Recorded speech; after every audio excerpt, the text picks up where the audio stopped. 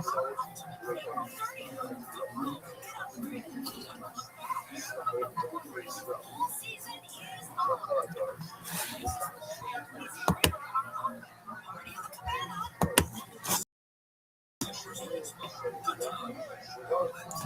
going on with this shit? No.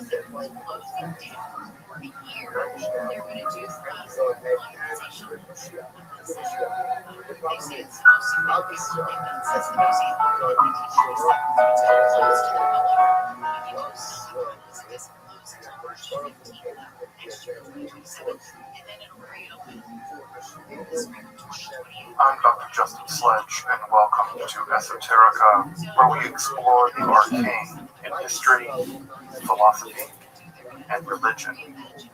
One of the most difficult aspects in starting to study Jewish mysticism and Kabbalah is getting a handle on just how those ideas developed over time. It's tempting to think that, for instance, Kabbalah has just always existed in the form that we have it, or that Kabbalah is just one thing at all. Of course, neither of these positions is really tenable. Such notions developed greatly through the ages and are still developing. And there are now, and there have always been, numerous mutually exclusive schools of Jewish mysticism and Kabbalah. This class is meant to serve as an introduction to Jewish mysticism and Kabbalah from the point of view of its incredibly complex development from the prophets of ancient Israel and to the rise of modern Hasidism in the 18th century. Of course, this series isn't meant to be exhaustive by any means, but only should serve as a springboard for deeper study and reflection, and hopefully it will also enable you to situate developments in Jewish mysticism and Kabbalah in their historical and cultural context, and hopefully embolden you to dive into the primary texts, which are admittedly as sublime as they are obscure. Let me express my gratitude to Congregation Tchia for allowing me to use these lectures to reach a larger audience here on Esoterica. If you want, you can find the entire series under the playlist Entering the Garden, Introduction to Jewish Mysticism and Kabbalah. I'll be uploading them over the next few weeks, or if you find these episodes after autumn of 2021 and you want to watch the entire series, you can find them in that playlist. If you find this series on Kabbalah interesting, I'd hope you check out my other content on topics in esotericism, and perhaps consider supporting the production of free academic and scholarly topics in occultism, hermetic philosophy by joining my Patreon or perhaps with a one-time donation. You can find those links below, and I really appreciate your consideration. Now, let's enter the garden of Jewish mysticism and Kabbalah. All right, everybody. I really can't believe I'm saying this, but after 13 sessions, we are now on session 14 of this, what was supposed to be a 9-series exploration of Jewish mysticism and Kabbalah. And of course, 14 sessions is still too few. I could basically keep teaching this class one day a week for the rest of my life and still not exhaust all the things there are to say about Jewish mysticism and Kabbalah. And I'll be very honest, this last session is going to in some ways be the thinnest, because this is where my expertise really runs out. And I'll be very frank about that. It's just honestly the case that my expertise, I hit a wall, and my wall really is really with Hasidism. I don't know as nearly as much about Hasidism as I probably should. Still learning about Hasidism, and everything from roughly the 18th to the 21st century is where my gap is. Everyone has gaps in their knowledge, and it's important to acknowledge the gaps in our knowledge, not to pretend we know things we don't. And it's definitely from Hasidism forward that that's the real gap in my knowledge. Not that I don't know anything, but there are certainly people out there who know a lot more than I do.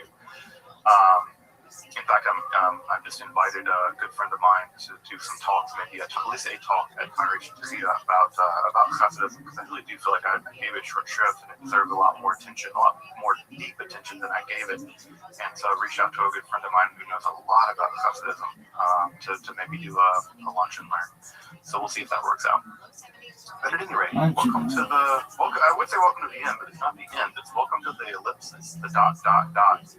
Because, of course, Kabbalah is not going to go away anytime soon. Jewish mysticism, Kabbalah is doing actually a lot better now in the early part of the 21st century than it was doing in the middle of the 20th century. In the middle of the 20th century, I would say that Kabbalah in some ways was at death's door, and it's doing much better now. So in a substantial way, we're not saying goodbye to Hasidism or goodbye to Kabbalah. Rather, we're saying ... It's going to continue to grow and change. And I've heard really cool and exciting things about developments in the Haredi world, where we're in sort of new and dynamic Kabbalistic thought. And if we do end up moving to Israel Palestine, at least for a few months next year, I'm looking forward to kind of getting into that, seeing what's going on in the Kabbalistic world there in Jerusalem. Well, as we marked last time, the sort of post-Shabbatite world is, I would say that it's actually more sophisticated in many ways than the Shabbatite world. The Shabbatite world was marked by a relatively thin understanding of Kabbalah, really. And that's part of why Shabbatite study was so successful, is that people really didn't understand what was going on. They weren't really versed in Kabbalah. And when you read something of a very technical nature, you can be overwhelmed by it, very convinced by things that simply aren't really true or deep. They can sound deep, but in fact they're not. And I think that's true of a lot of things that went on in the Shabbat movement. They sounded Kabbalistic and had a couple scratch the surface even a bit. You realize that the kind of reasoning that justified the stuff that went on with Shabbat Tzvi and Frank was, I think, pretty facile. And I think that once people actually scratch the surface of it and realize, oh, this is just, gold gilding, they abandon it pretty quickly. So the years after Shabbatai Tzvi's apostasy and after the whole business, what you get is a kind of conservative backlash in the world of Kabbalah, and that shouldn't be surprising. This whole Shabbatai business is a complete disaster. And so what ends up happening is it's kind of a closing of the ranks. That is to say, in the Kabbalistic world, after this, what people end up doing is returning to the Kabbalah much like it was the period before Shabbatai, where things were a bit more closed off, a bit more guarded, a bit more silent, which I think is probably not always for the worst. And so the developments within Kabbalah, in fact, the developments in Kabbalah since then have been relatively conservative, which is to say, we don't see major developments outside of Luria and Kabbalah. There's never really been a significant post-Luria and Kabbalah. It's at some point become commentary and footnotes to Isaac Luria. And so that relatively conservative moment, that relatively conservative movement marks Kabbalah from about the mid-17th century all the way until now. And as we talked about last time, two major Kabbalistic schools develop in the aftermath of everything.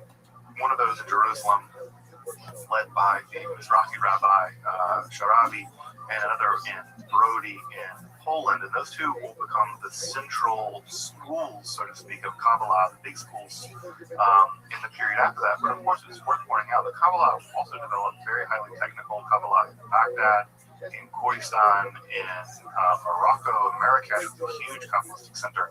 So Kabbalah continued to develop in the aftermath of the Shabbat business, especially in the Sephardic world, without really a hitch. And I think that has a lot to do with the fact that the Sephardi world was much more stable than the Ashkenazi world at that time in terms of social stability and Jewish education. So again, I think I mentioned this several times ago that a lot of the people that were really seduced by the Shabbatian movement were people who had only recently really come back to Judaism. And so they don't really anchored in Judaism in a very profound way, in a way that, for instance, the communities in Marrakesh, the communities in Baghdad, they've been there for 1,000 years, easily 1,000 years. And so when they looked at the whole Shabbat thing, they were like, no. Because they had a much deeper education. So the Sephardi world was a bit less affected by the whole thing. And so it's not surprising that in Jerusalem, who never accepted the whole Shabbat business to begin with, they excommunicated him as soon as they could, that one of the largest Kabbalistic schools in the aftermath of all of that was developed. And as I mentioned last time, the two Kabbalistic schools take very different directions. The school, Beidel in Jerusalem, is going to take the form of really intense concentration or kavanah during prayer. And that school, again, will last basically until 1969, when the last adherent of that school dies, which is amazing how long. The school lasted for hundreds of years, although very tightly guarded, very disciple, student-oriented. And of course, the other is a Klois in Poland, and that is going to be largely influenced by Polish and Lithuanian Kabbalah and Jewry. And Polish and Lithuanian Kabbalah is going to be mostly remarked by its intense intellectual Kabbalistic speculation. And so out of that world is going to flow a mountain of highly intellectualized Kabbalistic systems that are going to basically try to do the work of systematizing Lurianic Kabbalah, especially vis-a-vis the older Quarter-Baron system, which I prefer. This period also saw, as I talked about last time, the rise of Hasidism. Hasidism is probably the most important, no, it's not probably, it's the most important movement in Judaism probably in the past 300 years. And Hasidism went on to spawn an entirely new system of Judaism, a new system of social relations, a new system of customs, a new system of dress. All kinds of things have come out of the Hasidic world. A whole new style of song, the Nicodim that I'm sure all of you are very familiar with, come out of the Hasidic world. And so it's from that world where we have a focus on extreme piety, but also piety that is meant to find the divine in the everyday. It's a piety in which God is lurking all about you, but you can't see God. The divine is everywhere. I think of the line from the Quran, which I can easily imagine a Hasidic Rabbi having written, where the Quran says that Allah is closer to you than your jugular vein. That image in the Quran has always struck me as incredibly evocative. And I easily imagine someone like Nachman of Breslov having written something just like that. So the idea that the divine is that close to you. The obstacle is just you. You and your ego are fundamentally you and your lusts and your desires. It's your desire to get rich or to have fame or to be loved by someone or whatever. It's these things that get in the way of your relationship to the divine, because the divine for the Hasidic movement is right there. You just have to do the work of bitul, of erasing the barriers between you and the divine. And it's in the erasure of those barriers that one can experience the divine in the everyday, including even in the movements of one's physical body, the sound of a bird. Some of the Rabbis were even alleged to be able to understand the language of the birds. They would listen to birds sing, and they said they're singing, they're having theological debates, that the Rabbis could understand the Fegelsprache, and that the Fegelsprache allowed them to hear the debates among the rabbis and the birds, which I always found a beautiful idea, sitting in the forest, listening to the birds, rather than just hearing like the rest of us, normie people that all we hear is birds. The Rabbis, they don't hear birds, they hear the debates among the birds about God. And so I always found that to be a very beautiful example of Hasidism, where you're not just hearing bird sounds, you're hearing theological debates among the animal world. So again, according to the Hasidic idea, it's the deep desire to experience the divine in every aspect of life, And to cleave to God, Devekus is the clinging to God, and you cling to God, and the way that you do this, at some level, by cultivating a relationship with kind of shamanic character in the Hasidic world. This is the Rabbi, or sometimes they're tzaddikim, Sadukim. They're these righteous people who have a unique relationship with God. They're intensely holy. And of course, these rabbis go on to set up various courts, and those courts really operate a bit like royalty. They still do operate a bit like royalty to this day. And so you have a loyalty to the Rebbe, to your Rebbe, and the chassid encounters the divine primarily through the Rebbe, and it's in that Rebbe chassid relationship that Hasidism really grows up into a sort of court-like spirituality that it is today. We'll talk a little bit about how that's gotten a little stranger, especially with the Chabad Lubavitch movement, which I forgot to mention much in the later slides, which I'll need to talk about that in a little bit as well. But we'll see how that develops. So, as we stopped last time, the sort of cliffhanger from last time was that what I think that no one really realized in the aftermath of the whole Shabbatai Tzvi thing, that as much as the Shabbatai Tzvi business was a disaster, no one really saw what was happening in the background that was a bigger deal. The same year that Shabbatai Tzvi converted to Islam and apostatized was 1666, and I'm sure as many folks in the room know, 1666 is a dynamite year in the history of science. It's the year that Isaac Newton discovered or invented calculus. Of course, he discovered and invented at the same time as Leibniz. There's a bitter debate about that. It's also the same year that Newton discovered the fundamental nature of light, and also he basically figured out Newtonian physics as we know it now. And he published all that in 1666. This is called the Year of Miracles. So at the same time that Newton is figuring all that out, inventing calculus and all this stuff, that's the year Shabbatai Tzvi converts to Islam. So it's difficult. I know that for many people, and for me too, when I think about Shabbatai's conversion, I think of it as a medieval thing. That's something that happened a long, long time ago. And I think of somehow Newton not having happened a long, long time ago. Newton feels very modern to me. It feels like I could just sort of, we can play chess with somebody together like Star Trek. And they happen at the same time. They happen the exact same year. And so what's coming down the pike, and what I think that the Jewish world did not see in the aftermath of this entire Shabbatai Tzvi business, was the Enlightenment. The Enlightenment was happening all around the Jewish world, in France, in North America, in England, and Holland, and Germany.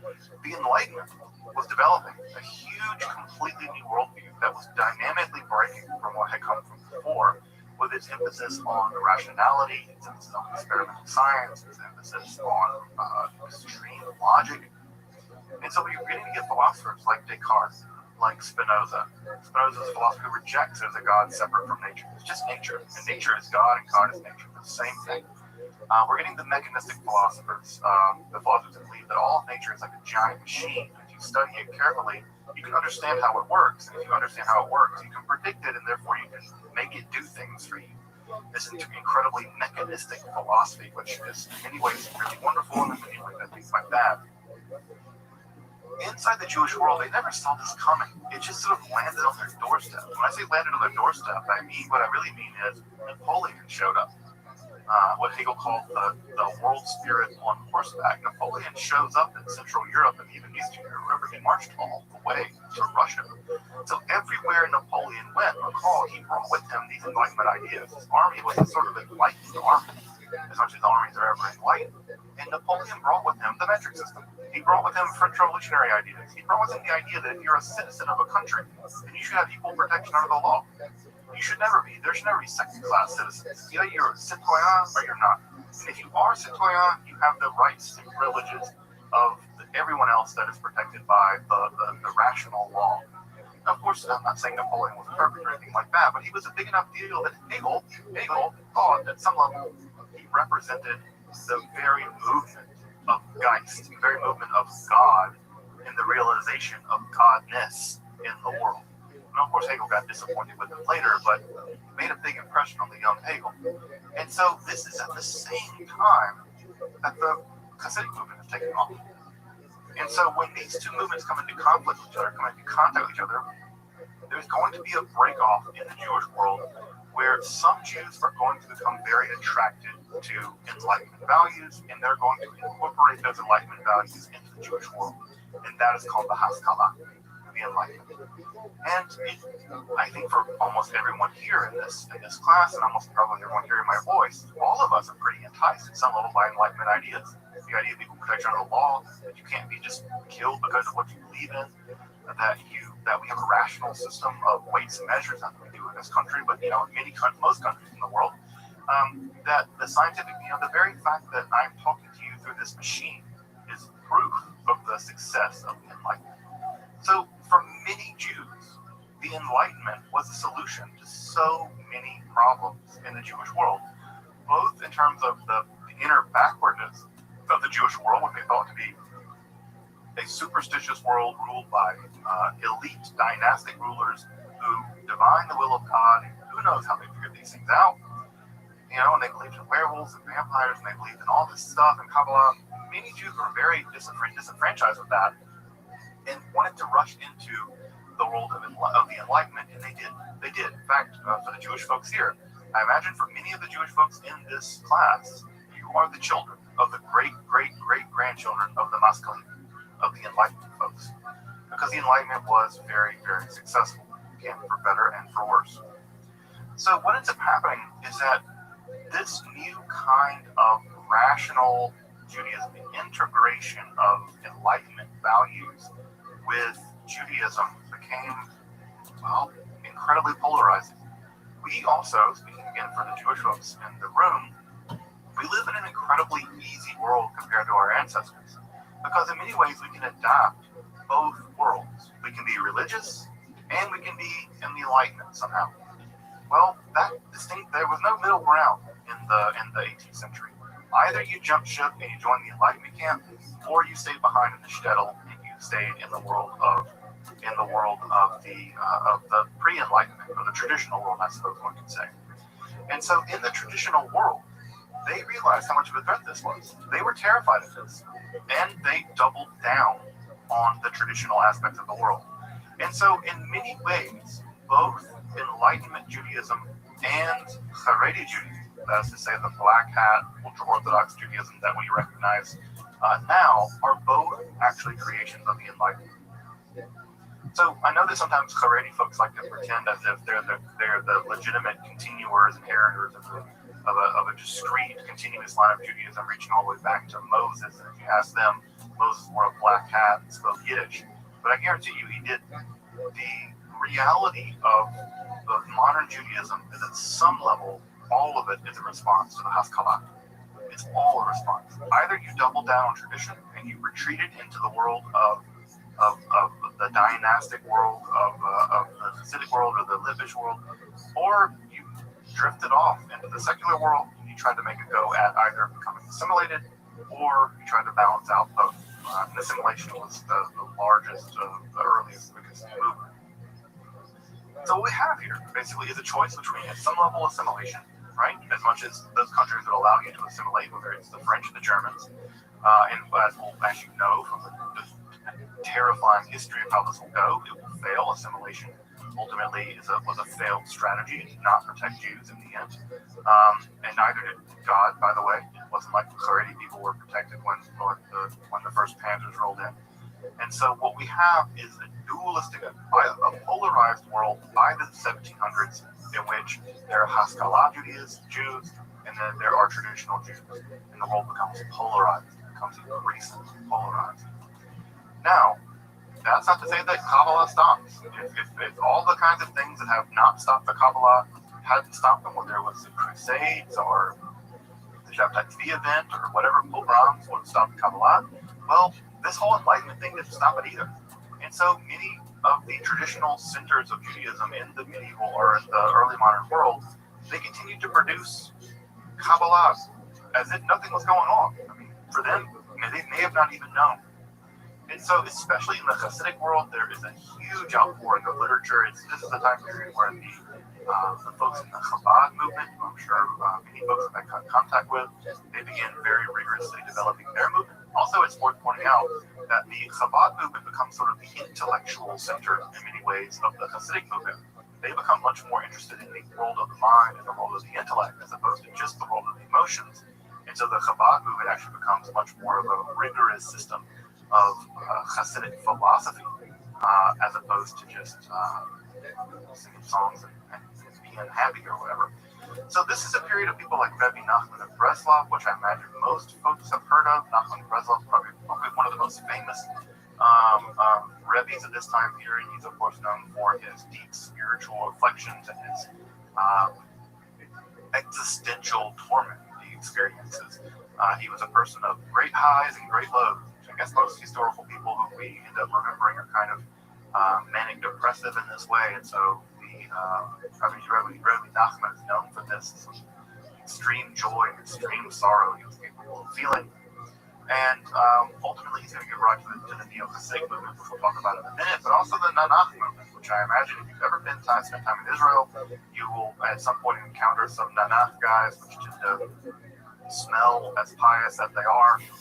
They wear the knit caps of Nanach written on it, and they listen to techno music and dance around. And they're generally, I don't know what the right word is, pious to a fault, something. So those guys are out there and they're a big deal in the Neo-Hasidic world. Of course, also at this time period, probably one of the most important modern Jewish philosophers and mystics is also writing.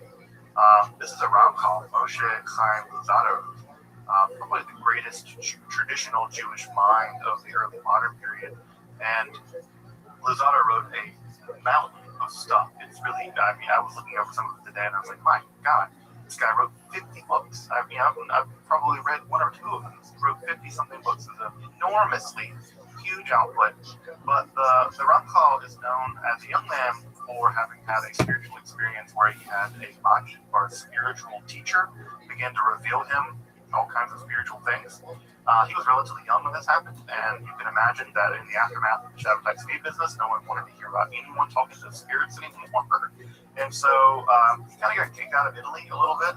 He kind of got expelled from Italy, and this led him on a journey through Europe.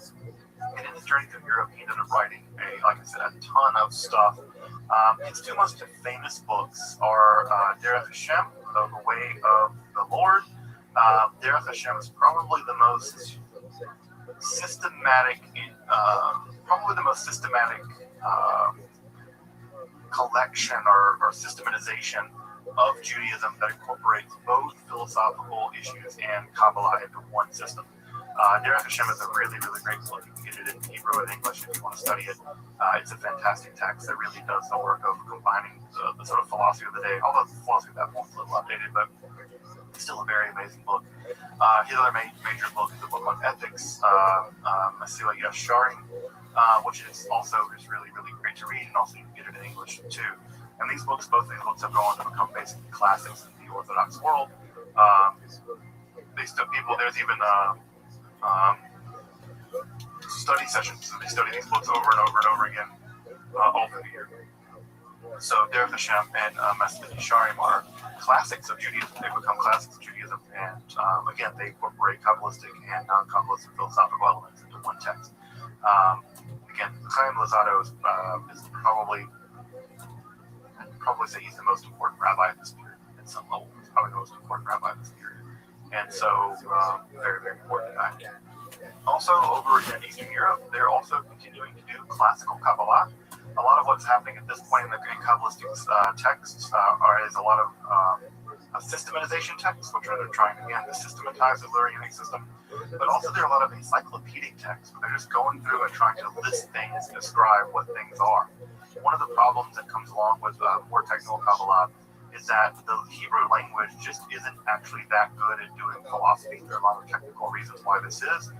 German is a far better language for doing philosophy, even than English. And Hebrew is a sort of clumsy language when it comes to doing philosophy. And it's also a bit of a clumsy language when it comes to doing Kabbalah, ironically enough. And so a lot of the technical terms in Kabbalah are very, very confusing. And a lot of what happens during this time period is the encyclopedizing of Kabbalah. And one of the more famous encyclopedias that gets written at this time is one of the books I would love to see translated. I have it downstairs, but I can read it. They are translating it is beyond me. But it's the Sefer Kanaim. Sefer Kanaim is an encyclopedia of the Klipot. The Klipot, as you may remember, are the shards left over in the process of creating the world, and those shards that are left over are actually demonic. The demons that sort of haunt the Lurianic world, and it's an encyclopedia of all the demons. And so we actually get a systematic account of the evil detritus left over from the creation of the world here in the 18th, 19th centuries in the Sefer Kanaim, which is a fabulously interesting text. You can read it online if you want to read it for free. Of course, you have to read it in Hebrew. There's an English translation to my knowledge. Now, as you probably also know, in all of this, through the 19th century, the amount of anti-Semitism in Europe doesn't go away. Anti-Semitism has always been there in Europe. It's always been European anti-Semitism. Well, the anti-Semitism gets a new added dimension. As you might imagine, as Jews become more and more part of secular civil society, there's also anti-Semitism that emerges at the level of discrimination of Jews in secular civil society. Of course, the most famous and infamous example of this is the Dreyfus Affair in the 19th century in France.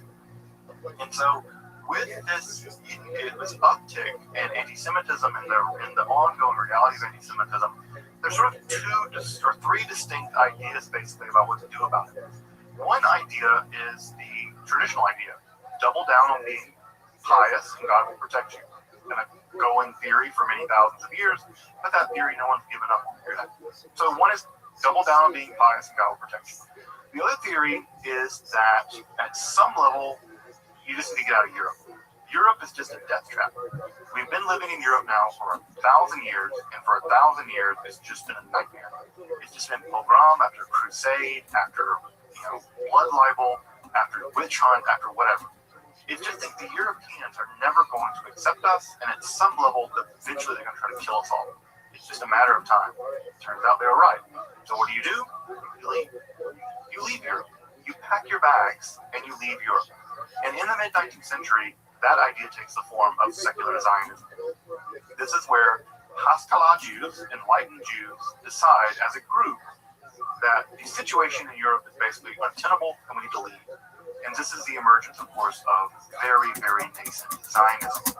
Now, it's two things that are worth noting here about really early Zionism is that it was entirely a secular movement at first. In fact, it didn't really get to have much religious backing until the mid-20th century, frankly. And so Zionism was a secular, largely socialist movement, although not all of it was socialist, not all of it was socialist in the way we would recognize it now. And that movement, while it did accept some messianic themes, and it was sort of apocalyptic in its narrative and in its the way it talked about the world, it wasn't really informed by Kabbalah. But I think that it was informed. If you read a lot of the language of the early Zionists, you will see a lot of the exile redemption language. You will see a lot of language that is coming in from the Kabbalah, although I think it's mostly due to social osmosis, right? So, make that more clear, put a finer point on it. The Zionist movement early on was never influenced by Kabbalah directly, although I think that there is some messianic and some Kabbalistic ideas that are reached into Zionism, mostly because of sort of social osmosis, because of Jews, and they've been raised on a diet of Kabbalah and Torah. So that's one part of it. The other part of it with the Zionist movement is that, from a religious perspective, it was completely verboten. It was completely an Avera. The religious world rejected Zionism very early on. And when I say the religious world rejected Zionism, most of the religious world still rejects Zionism. It still says Zionism is a toxic ideology that is harmful to Palestinians, and it is irreligious. It's blasphemous. It's straight up heresy. And so this early, even the Reform movement very early on, even the Reform movement in Germany, at the very beginning of the Reform movement, they rejected Zionism in two major conferences. So even at the very far progressive end of the Jewish world, Zionism was very unpopular, at least to start. And it remains unpopular now, at least in the Haredi world. If folks have been watching the very wonderful show Shtisel, the soap opera, basically.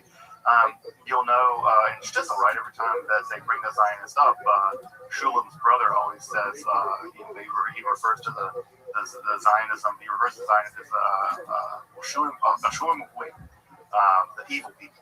he always calls them the evil people.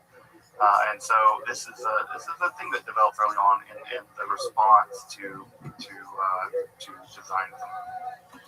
So it never became religious until much later. In fact, I would say that in many ways it wasn't until Rav Kook, who we'll talk about in a minute, and it certainly wasn't until I think after the 8-Day War that in a big way you get religious Zionism. You recognize it now. I think it's a relatively minority movement until then. The Kabbalah, of course, continues to develop. Right? It's not like the Kabbalah stops. Slide. Oh yes, this is a mistaken slide, but there's an extra thing down here I want to talk about. I must have not mucked this slide up. But anyway, the last thing I want to talk about here is that in the 19th century, what also happens in the non-Jewish world is there's sometimes what is referred to as the occult revival. The occult revival was a re-interest in occult sciences, alchemy, and sort of a romantic interest in that stuff. And what you get are people like Ebenezer Sibley and Barrett, who are people who published the Magus. You have a bunch of people really interested in the occult again, and this sort of occult revival that occurs primarily in the 19th century also incorporates some older elements of Christian Kabbalah, and they ultimately develop a new form of Kabbalah out of Christian Kabbalah that gets referred to as the Hermetic Kabbalah. And this is a completely non-Jewish, occult-centered version of the Kabbalah, primarily used for engaging in ceremonial magic. So we have elements of Freemasonry being combined with elements of Renaissance magic, and then that being fused together with some elements of Kabbalah, and that develops what we now refer to as the Hermetic Kabbalah, which is another third branch of Kabbalah that is developed. There's, of course, Jewish Kabbalah with a K, there is Christian Kabbalah with a C, and now this develops eventually in the in the 19th century, 20th century into Hermetic Kabbalah with a Q. And these forms of Kabbalah continue into occult practice all the way to this day. So again, in the 19th century, Kabbalah undergoes another mutation, although not a Jewish mutation, but primarily in the non-Jewish world, primarily in England, actually, where this occult revival takes place. And so the Hermetic Kabbalah is out there and it becomes very popular. There's a whole big world of people whose spirituality is wrapped up with the very sophisticated, very complicated system of correspondences, typically referred to as the Hermetic Kabbalah. So as I mentioned, right, just a minute ago, one of the other strategies, right, so we have one strategy, double down, being traditional. The other strategy is leave, go to Palestine or wherever. And the other strategy that I mentioned a minute ago, too, is assimilation. Assimilation was a very daring strategy, and perhaps I think one of the more difficult. And I think that many of the people who did the job of assimilating, I think, get written off as traitors or something. I think it's really unfortunate the way we talk about that generation of folks. But assimilation was the really difficult task of trying to maintain two things at once. It was trying to maintain being Jewish and also trying to maintain your identity in a world that rejected you. Trying to be German and be Jewish, whatever German Jew meant. And the problem was that the Orthodox world hated you because they thought of you as a sellout, and the Germans never really accepted you either. And you could do anything, almost, right? I think of people like Husserl. Husserl was the great German philosopher whose son fought in World War I and still got fired when the Nazis took over. They never could become Jewish enough. In fact, even for the anti-Semites, for the Nazis, the more that the Jews assimilated, the more dangerous they were. They were almost hiding among you.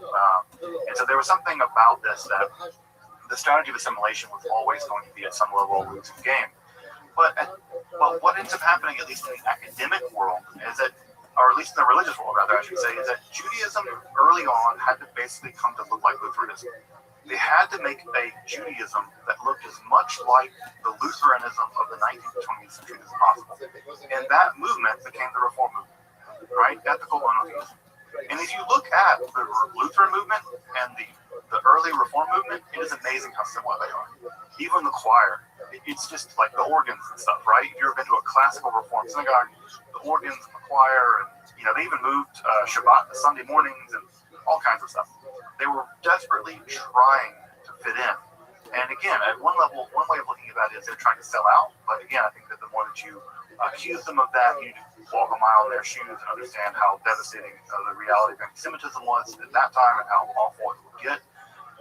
And at the same time, I admire them. I admire the courage it takes to try to figure out a way of being German and Jewish, being French and Jewish in a world that you basically get rejected by both sides no matter what you do. I think it's very heroic and a very difficult path to march. On the academic front, part of what had to happen to justify the viability of Judaism is to justify it to the world of the theologians. And that's the theologians largely of Lutheran theology in the mid and late 19th century, which, as you probably imagine, as you may know even, German scholarship at this time was some of the most amazing scholarship in the world when it comes to Bible. This is a time period where critical source theory was being developed. This is a time where the Bible's being systematically studied, scientifically studied for the first time. This is where Hebrew is really getting into the manuscripts of these things. It's really a time period of enormous erudition. In fact, I would say that German biblical scholarship of 10 years probably produced more erudite scholarship than has been produced in 30 years of what we do. It's amazing. These guys, they just knew 15 languages. They just did. That's just how they worked. They just had the whole Bible. They just had chunks of the Hebrew Bible memorized. So the scholarship was very driven by Lutheran, pietist, very careful scholarship. And so what ends up emerging at the same time is the attitude to do the same thing in Judaism. And the attitude to do the same thing in Judaism was largely spearheaded by a group of Jewish Haskalah scholars, and this movement became known as the Wissenschaft des Judentums movement. And Raza, I beg your forgiveness if I mispronounce my German stuff as I go. So the Wissenschaft des Judentums movement, the scientific study of Jewish books, was a movement in the academic Jewish world to study Jewish literature using all the modern tools at that time of German scholarship to study religious literature. And they had to make a decision about what they studied, because what they studied and what they published basically represented Judaism to the outside academic world. So, what did they study? What did they publish? Well, Talmud. They focused their energy on the Talmud. Why? Because the Talmud, for one, is a highly systematic, highly argumentative book based in logic. They could argue that Judaism is rational because the Talmud is rational. The Talmud is a book of arguments driven by logic, and therefore Judaism is logical. Right? So we have the ethical components in the Hebrew Bible, and we have the logical components of the Talmud, and therefore Judaism is respectable because it's a paragon of logic. Well, guess what isn't paragonological?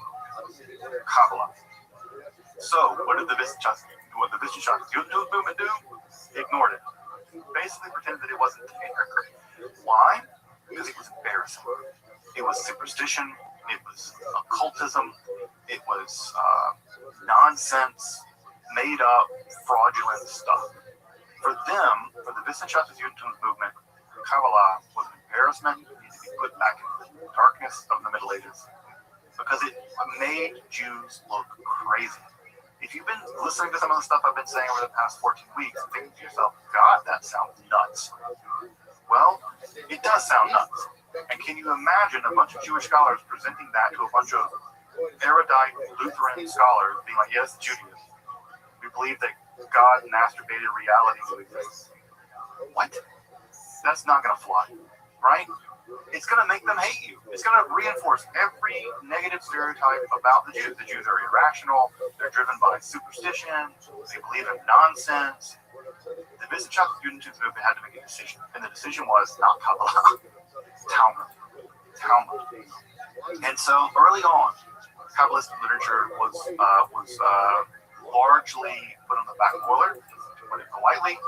And as you might know, at the same time this is happening, this is also the same time that all of the movements in Judaism are beginning to form. The Reform movement, the Conservative movement, the Masorti movement, the Reconstructionist movement begins in the early 20th century. All of the movements, even modern Orthodox Judaism, all of the movements and movement Judaism in the non-traditional Jewish world, all of them look at some level to the Wissenschaft des Judentums movement And they based their Judaism at some level on the Judaism being pumped out by places like JTS, by places like German Scholarship, by places like Cincinnati, Reformed Seminary. And guess what? None of those places are doing. None of them are doing Kabbalah. Why? Because it's embarrassing. They do not want to look like crazy people. So the Kabbalah is totally sidelined for 2.5, 3 generations by scholars. Completely sidelined. And it's sidelined at a decisive moment in Jewish history. What is that decisive moment? The emergence of the movements. So if you grew up in a movement, the Reform movement, conservative movement, if you grew up in any of the movements, their scholars were simply not being trained on Kabbalah. And because they weren't being trained on it, they couldn't teach it. And because they didn't teach it, it was abandoned in the movements. This is the reason why, for folks who grew up, especially for folks who are a bit older than me, if you grew up in the movement Judaism world, you've never heard about Kabbalah. There's a reason why. Because the rabbis you had never learned about it. And that's because the generation before them never learned about it. The generation before them made a decision not to learn about it. And that's what happened. Effectively, Kabbalah becomes decanonized by the modern Jewish movement. Modern Judaism basically decanonized it. So the Zohar, Sefer Yetzirah, all the literature we've talked about basically goes back on the shelf. And what comes back is Talmud, if you're lucky, but mostly Tanakh. That's the reason why you will never really see in the movements until recently studies of Kabbalah, studies of Talmud, even Talmud. I mean, for folks who grew up in the movement world, how often did you all study Talmud? How often was Talmud something that you would be encouraged to study or heard about much? See heads shaking, no. Yeah, even Talmud, right? Even Talmud was sidelined. And you can imagine, Talmud sidelined, then surely Zohar's going to be sidelined. So that's one part of the story. A huge part of the story is that Kabbalah didn't go away. They still did Kabbalah, studied Kabbalah in the traditional world. It's in the progressive world that it was abandoned. It was decanonized in our world. And it's only now limping back into canonization. And I think it needs to be recanonized more quickly than that. Of course, the other thing that happens, and it's this time, is in the mid-20th century, and there's no way to avoid the elephant in the room. It's, of course, the Holocaust. The Holocaust devastated, obviously, European Jewry, but in terms of Kabbalah, it really devastated the Hasidic world. And the reason why it devastated the Hasidic world, as you might imagine, is the Hasidic Jews live basically in these very tight-knit social networks. They are distinctively dressed. They look very Jewish. They have payas. They dress like Jews. Targeting them was the easiest thing in the world. They all live in the same shtetls and ghettos. So liquidating them and killing them, putting them on these cattle farms was very, very easy for the Nazis. So the Hasidic world was incredibly destroyed in the Holocaust. I think, unfortunately, and Roz would be the better expert at this than I would be, that the Hasidic world suffered apocalyptic levels of devastation in the Holocaust, just because of they were basically sitting ducks, and also their theology prevented them from leaving. So many of them, because they rejected Zionism, did not try to flee to Palestine. They thought it was religiously repugnant to flee to Palestine, because they were also tied to the Rabbi. They also didn't want to individually leave, right? They were tied to this person. And so if the Rabbi didn't leave, they didn't leave. And, lastly, right, they looked the part. When the Einsatzgruppe group moved them, they're there. They're living in that shtetl. And they're there with that Rabbi. And, it doesn't take but an afternoon of a really blackout drunk group of Einsatzgruppe to do the deed, to basically eliminate an entire Hasidic dynasty. And Chas v'shalom, that happened. It happened over and over and over again in Eastern Europe. Especially Hungary was especially nasty. I think 1 in 4 Satmar people were killed or something like that in the Holocaust. It's just a devastating, apocalyptic story. And as you know, the only people keeping the light on at this time, in many ways, for Kabbalah are the Hasidic people. It's the people in Eastern Europe. It's the traditional people. They're the ones keeping the lights on. And with their execution, by the beasts that were the Nazis. The light goes out. The light went out. And it was a devastating blow to Kabbalah. Now, luckily, our Sephardic brothers and sisters, Sephardic folks, they were still doing Kabbalah in Morocco. They were still doing Kabbalah over in Baghdad. Still doing Kabbalah in Northern Africa. So it wasn't like that the devastating blow that was dealt to European Jews meant the end of Kabbalah. But it is just important to say that the Hasidic movement and European Jewry was a very important center of the development in Kabbalah, and the Holocaust uniquely and profoundly destroyed some elements of that continuity. Luckily, they did survive. Many of them survived, and they would regroup. Some of them in America. And in fact, the two largest groups, Samar would eventually, so I the Samar Rabbi Teitelbaum eventually made his way out even before the war, or in the middle of the war, and the Lubavitch Rebbe also made it out as well, and they refounded their Hasidic dynasty in Brooklyn, Holy Land, the real Holy Land, which is Brooklyn. So Borough Park and Crown Heights, respectively. You can go visit the Holy Land. It's just right over there in Brooklyn. You folks know this, right? That Israel is just a borough of Brooklyn. So the real Holy Land is over there, just around Coney Island. So the rebound, folks, the rebound. How does this all rebound? We have the Holocaust, we have the Haskalah, we have the Wissenschaftliches Judentum movement. How did this rebound? Well, it rebounded in a couple different ways. The rebound in many ways began with a young maverick philologist. People forget that Gerhard Scholem, also people forget that he was Gerhard Scholem. He got Gershomized later when he made Aliyah, but Gerhard Scholem was a young maverick philologist. He studied language. That's the reason why his scholarship is so top-notch. You can read everything in the original language. And Scholem made the crazy argument that Kabbalah deserves to be academically studied. It just deserves academic. It's part of Jewish history. We need to study it. And so in the 1920s, Gerhard would do all the heavy lifting of reading basically every single Kabbalist book he could get his hands on in the archives. Every single one. And being the good German scholar that he was, he did that.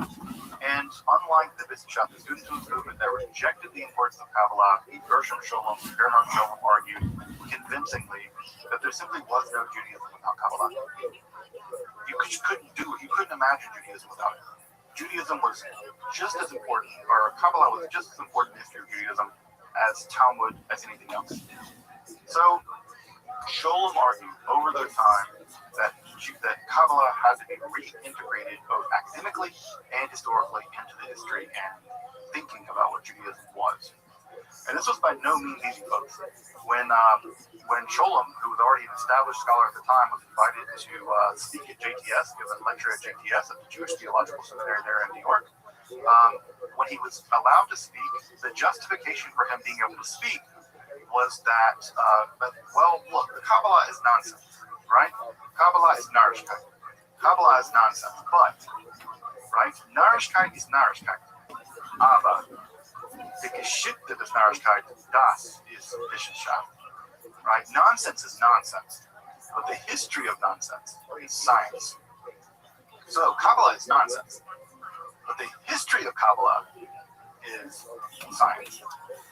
It's worth studying as historical information, but God forbid anyone to be a Kabbalist. That's ridiculous. That, by the way, was coming from the most famous progressive Talmud scholar in 20th century history, Saul Lieber. Probably one of the most important Talmud scholars of the early 20th century, the Talmud professor at JTS. Basically invented modern sort of quasi-secular Talmud education, Saul Lieber. That's how Scholem was introduced. Can you imagine being introduced at JTS by basically saying, yeah, what you study is nonsense, but because you study it as history, as something we used to do, it's legitimate. But God forbid anyone actually be a Kabbalist. That's completely crazy. So Scholem really had to walk an uphill battle. He fought an uphill battle the entire time to get legitimacy for what he was doing, which is unimaginable now, considering that Kabbalah is so legitimate, so mainstream. But Scholem had to fight that battle, and in many ways he was wrong. Luckily, he was a very capable scholar, and he was able to do it. Sholem brought with him an army of students. He attracted a great deal of students, folks like Moshe Yedel and Dan, and other folks who have gone on to become themselves leading scholars in the world of Kabbalah. His students were also perfectly willing to criticize him, and they did. They made careers criticizing him. Folks like Moshe Yedel really showed how important Sholem was, and also how incomplete Sholem was. And we have a whole new generations of scholars, Yehuda Leaves and Zahi Weiss and all kinds of running Maros. It's a huge group of scholars that blow my mind with every book that they write. And so the academic study of Kabbalah is landed. It is now totally legit if you want to study Kabbalah in college. You can take an academic level Kabbalah class, and no one's going to bat an eye. Sure, part of Jewish history. That's it. At the same time, there is an emerging, relatively small movement of religious Zionism, led by, of course, by Rav Kook. And he would eventually give rise to religious Zionism as we know it, although Rav Kook wasn't terribly influenced by, wasn't a huge Kabbalist, but certainly a lot of the luring themes of exile and redemption will play a part in the rise of religious Zionism. The most important, I think, Kabbalist to come really in the early to mid 20th century would be Rabbi Yehuda Ashlag, Baal HaSulam, the master of the ladder. And the Baal HaSulam he would make Aliyah in Israel, and he would compose two incredibly influential works. The most important, I think, is his commentary on the Zohar, a text that he took, I think, 10 years to write, called HaSulam, the ladder. And this is a both introduction to the Zohar, but also a commentary on the Zohar. And he translated Zohar out of the crazy Aramaic that it's in into a very modern Hebrew to make it accessible to a whole generation of people who otherwise would not be able to read it in the original Aramaic. He published it in basically modern Hebrew, modern Lashon Kodesh Hebrew, and so it's much more accessible in modern Hebrew. So many people who read Zohar now in the Orthodox world, and also many people who study Isaac Luria are going to study many of his ideas in some level through the lens of Rabbi Yehuda Ashlag, who also developed his own sort of like interesting communist theory. There's, in fact, I think a kibbutz that's based on some of his ideals in northern Israel, Calvinism. So Yehuda Ashlag becomes a very important, I think, probably the most important character in all this. Another character that I don't mention in this that I can't believe I left out, of course, is Rabbi Menachem Mendel Schneerson, blessed memory. Schneerson, of course, was the head of the Chabad Lubavitch movement, and what's important to know about him is that, well, he became one of the most important founders of the Kiruv movement, that's to say the outreach movement among Orthodox Jews and Hasidic Jews. So if you've ever been to a Chabad house, that's because Rabbi sent someone to make one, basically, at least most of them. And Menachem Mendel Schneerson founded this enormous Kiruv network of the Chabad movement, and he was just a hugely important figure in the history of 20th century Judaism. It's really hard to downplay all the really important things that he did. But one of the things that's worth mentioning here that's important, that will be important for going into 21st century Judaism, is that when he died in the 90s, it was already believed in his lifetime that he was the Messiah, and then when he died, people really began to believe he was the Messiah. And so there is a movement in the Chabad world, not a super big movement, I don't think it's as big as it was in the late 90s, and it seems to be mostly localized to Brooklyn and in Israel, especially in Kfar Chabad, where they believe he's the Messiah. Also, I have a mock here. So I have, so at any rate, the Menachem Mendel Schneerson was believed to be the Messiah, and I studied briefly at a Chabad yeshiva, and I definitely met people who believed that he was not only not dead, but that he had been taken into heaven somehow bodily, and that he was going to return really soon, and that his return would be heralded by Jews adopting more Torah, and that basically he was kind of occluded, and his occultation would come to an end, and the Rebbe would reappear as the King Messiah. Of course, you can still go to Crown Heights, you can still go to Brooklyn, and you can still see crowns, images of the Rebbe's flag, which has a utility yellow with a crown that says Mashiach on it, the Messiah.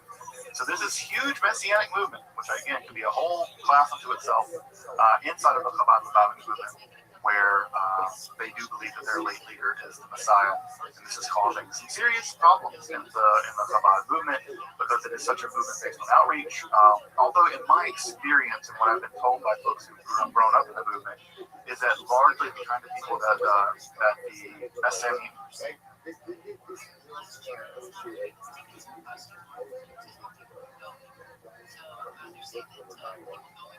Louis, how are you? Hi. Excellent. Pleasure to meet you. Yeah, have you got a way of recording this? I am recording, but I don't have a way to record on my phone. Okay. So you're Rabbi Rothschild? That's correct. Right, and where are you based? I'm based out of Irvine, California. California. Correct. Under the irresponsible leadership of Gavin Newsom. Some may say that. What do you think? Oh, I do my best to not get political, but I know that his term is up this year, and from there, hopefully, he takes some time off and Yeah, maybe I think he's gonna try and run. Yeah, I do too. Yeah. Have you got a way to record this and save the file and send it to me, and I'll put it on my thing? Well, like I said, not on my phone.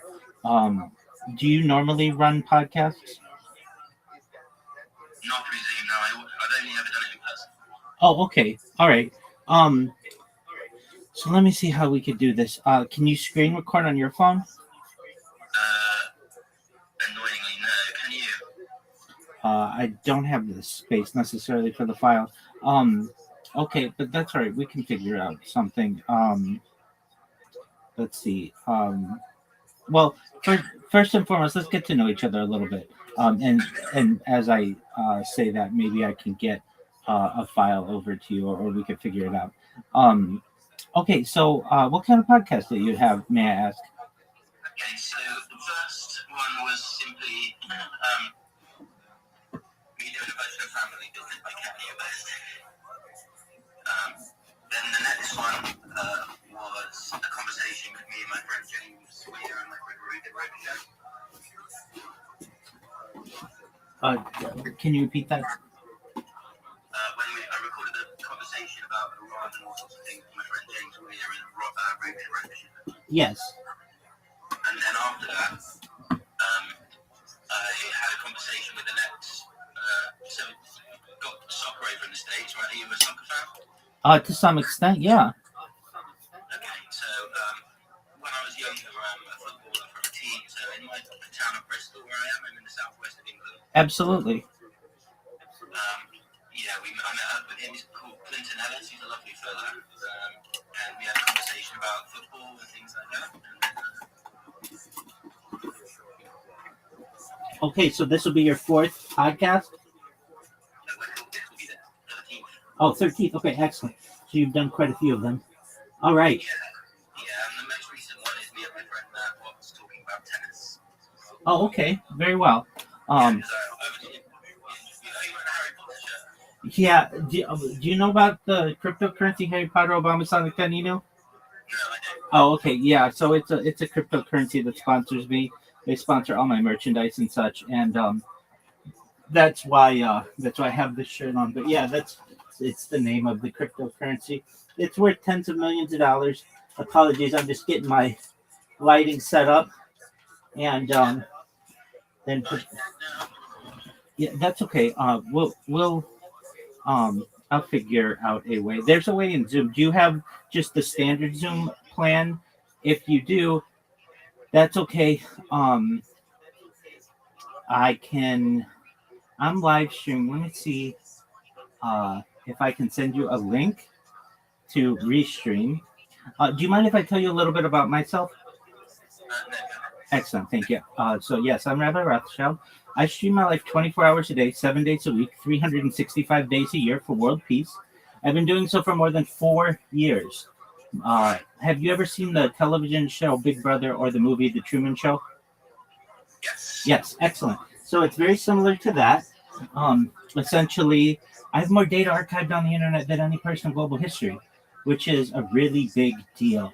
It's an emerging, um, emerging type of technology known as continuous human data infrastructure, and also continuous human activity data. So basically, studying a human from all aspects, eating, sleeping, behavior, I think will be of extreme benefit. Perhaps not just to AI in the future, but to generations. It's basically like a timeline or a time capsule of human achievement.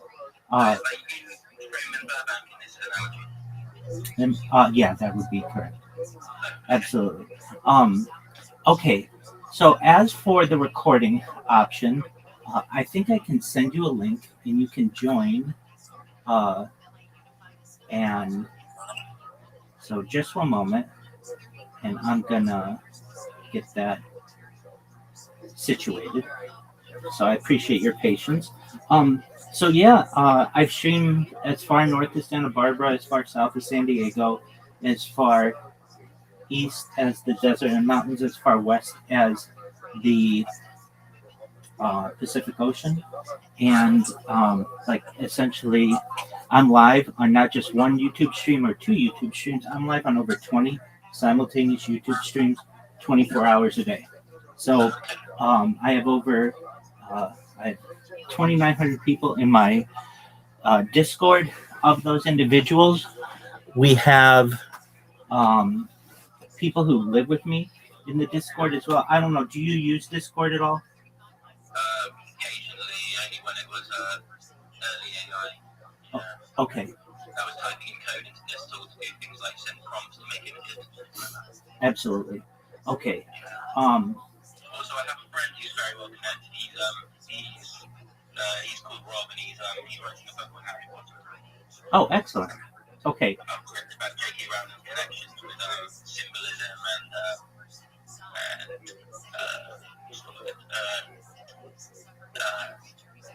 metal. What's the magical metal thing? Alchemy. Alchemy, certainly. Okay. The connections, how she's formulated different structure inside her head. Taking notes. He's traveled all around England trying to find locations to find individual places. Oh, very interesting. Okay. So I am going to. Can I send you a link via email? Yeah. And you think this will be one that we'll be saying over? Yeah, yeah. It's also live streaming on YouTube as well. So you'll be able to just get the link from there to be able to upload. If I may ask, where do you normally publish your podcast? I can video form. I haven't got it connected to Apple Podcasts yet. I'm not sure how to do that. Have you got that out yet? Yeah. I can help you with all that. Okay. So do you have your podcast on Spotify? No, I don't. Okay. Have you thought of doing it? I have music on Spotify, but no podcast yet. Okay. So there is something called Podcast Creator, which is a different app than Spotify. And you basically just download it, and then you can directly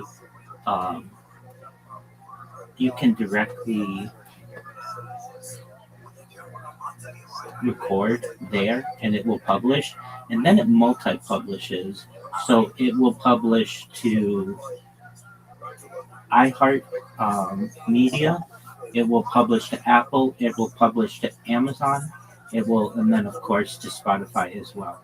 So you don't have to do the individual uploading to everything, and that just makes it really convenient. Okay, so your name is Louis, is that correct? Louis. Apologies, Louis. Okay, Louis, I just sent you a link to my Restream, and I'm currently streaming, as I previously said. So let's see if this works. I've not used it using these settings, but hopefully it will work. I'm live streaming on everything else, so and then I'm. Once it's over, do you generally have that file saved, and then you can send me the file? Is that how it works? It will be live on YouTube, so I can just send you that link, and you can download it from YouTube. If you don't know how to do that, I can help you with that. I know there's ways that I'll make a friend. Yeah. Oh yeah. that's how I do it. I do that all the time. Yeah, Okay. yeah. Excellent. Okay, so shall I go back up? I'll start that link up now. Yeah, let's try that. If it doesn't work, just can you leave this? Can you keep this call going at the same time? I don't know. I'll try that up myself. Yeah, please do. Just go in. Okay. I think we should probably start talking to me that way. So we can something to about each other on the phone. Absolutely. So yeah, I'm a writer in Bristol. I generally I'm writing. I've written screenplays, books. I have several books on Amazon at one point. I'm unpublished. I wrote one article for Area magazine that I got paid for that years ago. Okay. That was called In Defense of Halal. Because they were drawing parallels between the way some meat is treated badly in this country and things like that, and then it just the parallels between kosher and halal as well. Oh, interesting. But I'm more interested. I'm extremely concerned about the issue of Islamization post the Ayatollah. Okay. Because the Green Party over here is doing very much what Zoran Mandani is doing in New York, which is getting everything wrong about. Because I'm not sure, I'm generally a little bit more lenient on Israel than a lot of people in the West. Okay. Now, I'm a big critic of someone called Rabbi Shmuley. Rabbi Shmuley Boteach. Yeah. Okay. And Noel Finkelstein, I think he's a charlatan, really. Okay, you're not alone. And I am a little bit concerned about Benjamin Netanyahu, but I wouldn't call the Hamas situation a genocide. I think that is mass propaganda. Okay. But I'm willing to learn on this all the time.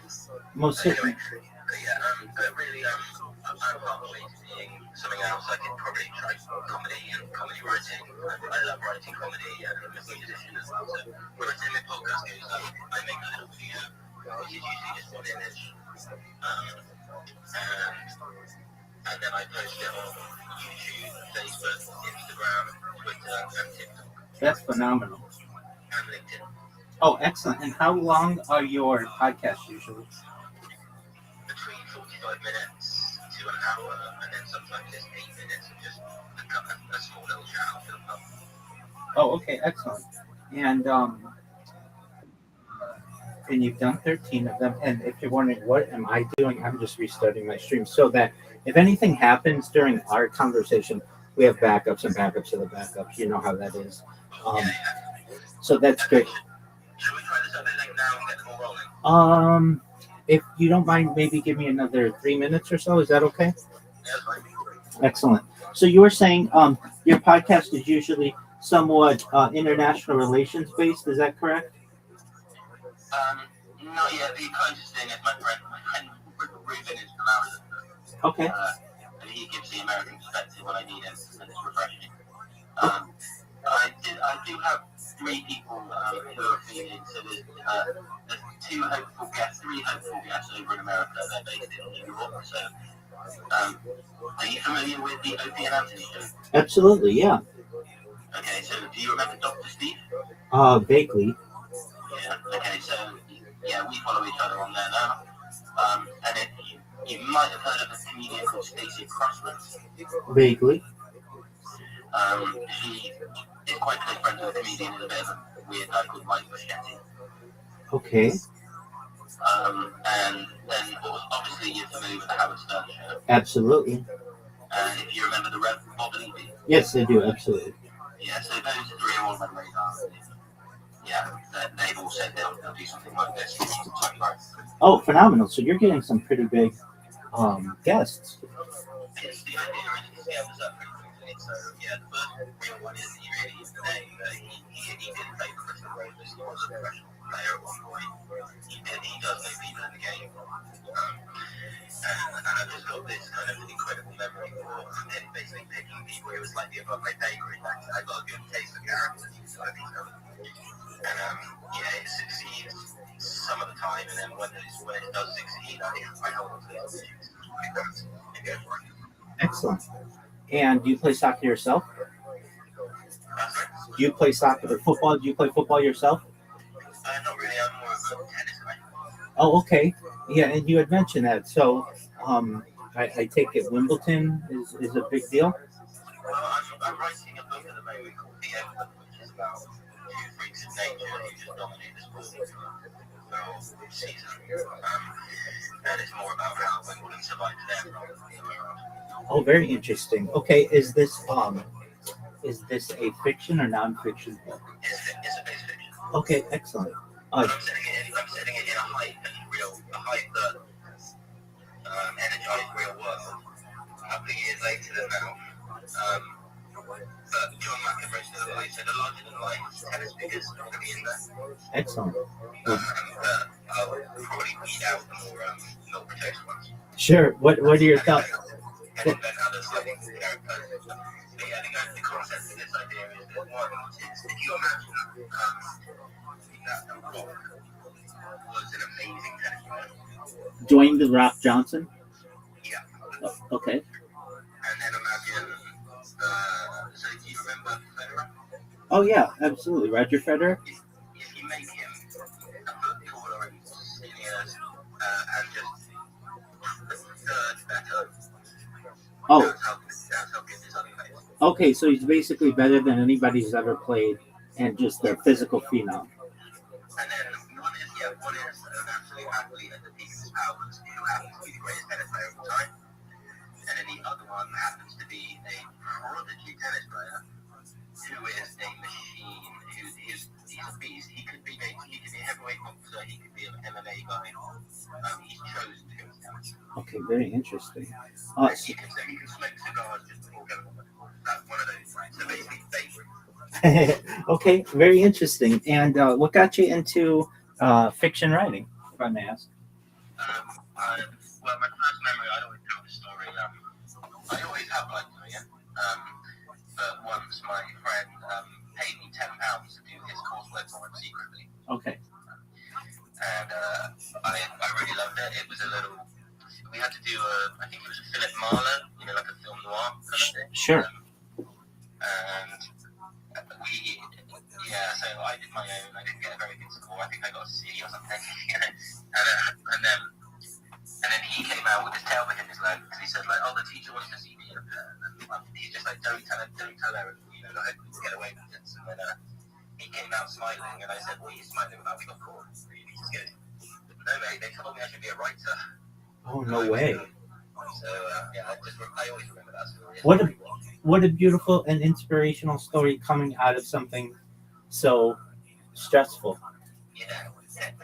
So that was the first time I just kind of went, oh, maybe there's something in this. Okay, excellent. So, do you want to be as they say, what is the question? What do you want to be when you grow up?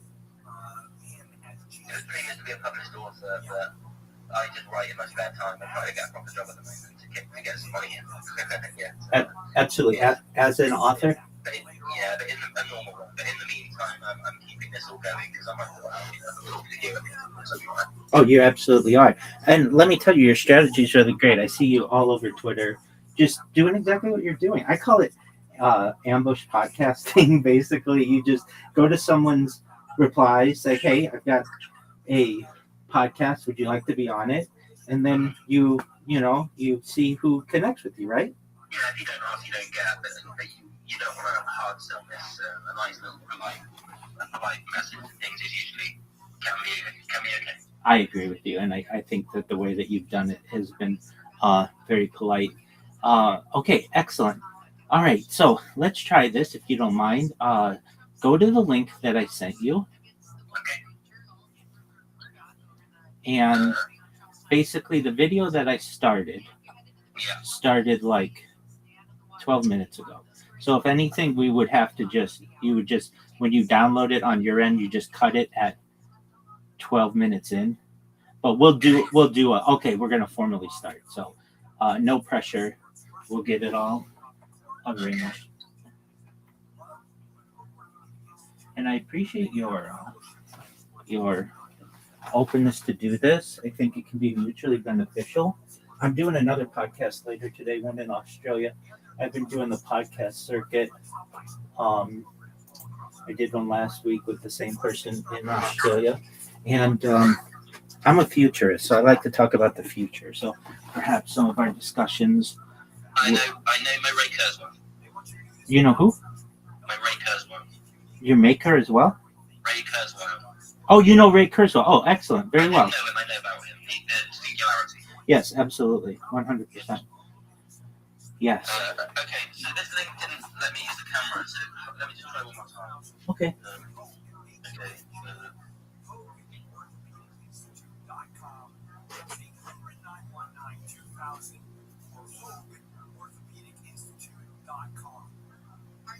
Do you have Discord?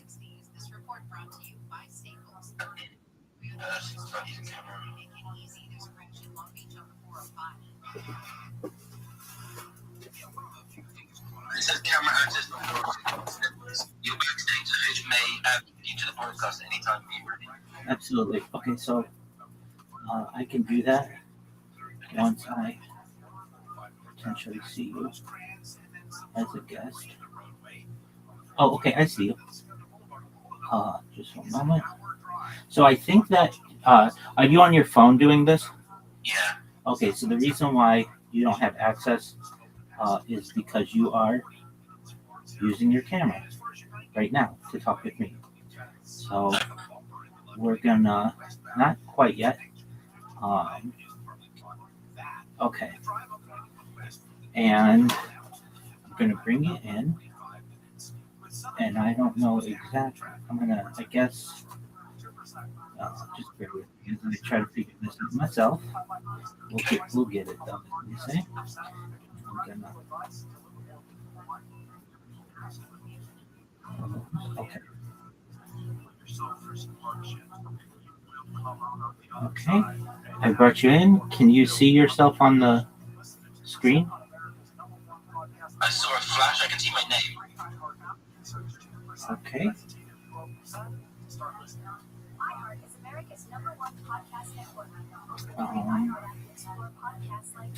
You can see your name. Yeah. Okay, I can see you. Okay, I can't see you. Okay. So I'll tell you what. I will. Can we leave this other conversation? Yeah, we'll leave this one. But if anything, keep the phone close in case we have to go back and reconnect or something. Okay. I'm leaving the Restream. Oh no! Stay in the Restream. No, stay in the Restream. Okay, I'm leaving the Zoom one. Okay, excellent. And I'll see you in Restream. Okay, cool. Done. All right.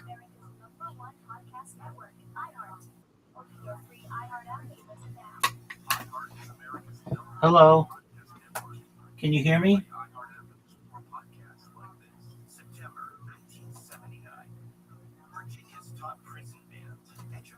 Can you see me or hear me? Louis? Okay, now I can hear you. Louis, can you hear me? Yeah, I can. Yeah. Okay, your camera is reversed, so the people of the world can see here. Absolutely. Okay. So let me just get situated a little bit. Okay.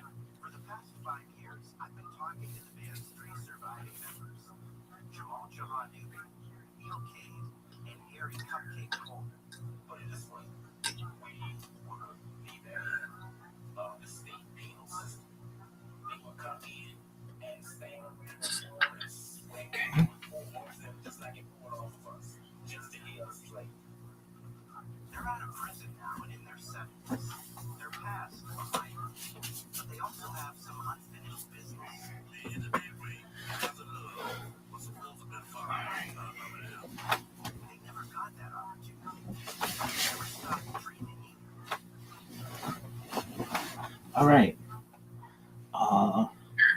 Let me just. For our Zoom call, I'm going to end the meeting here. Is that okay? Yeah. Okay, excellent.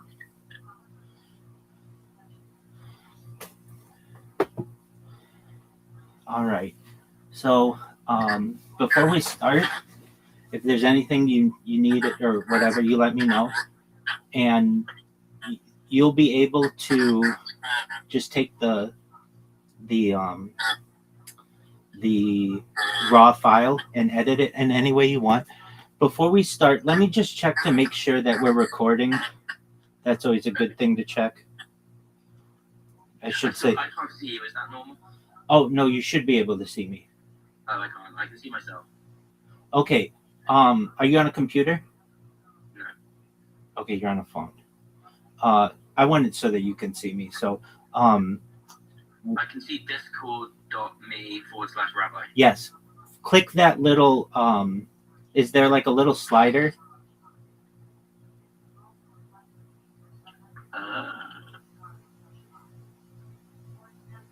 No. Oh, hang on.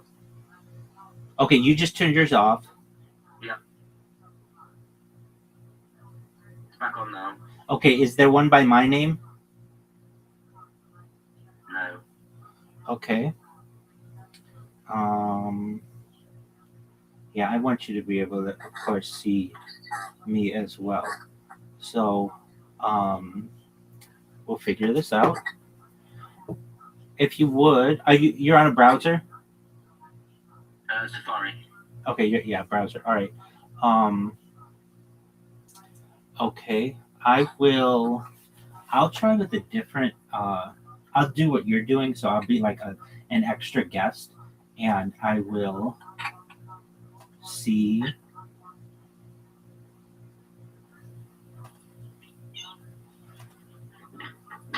I'll see what you're seeing. Okay. I am just checking this still Native American.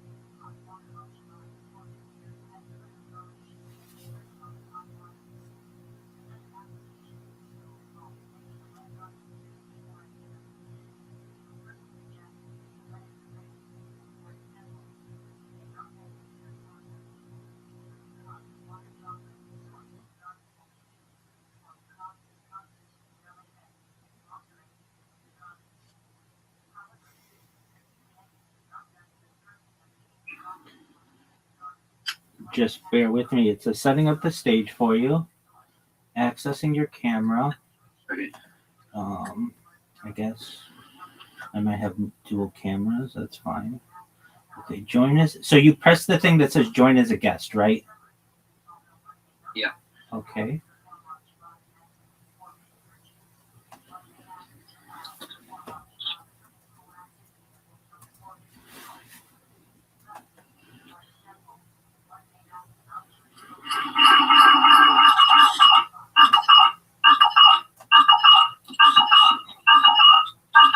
Apologies if we're getting feedback. Just a moment. Let's see how we could turn this off.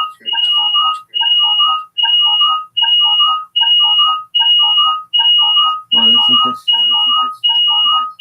not cool?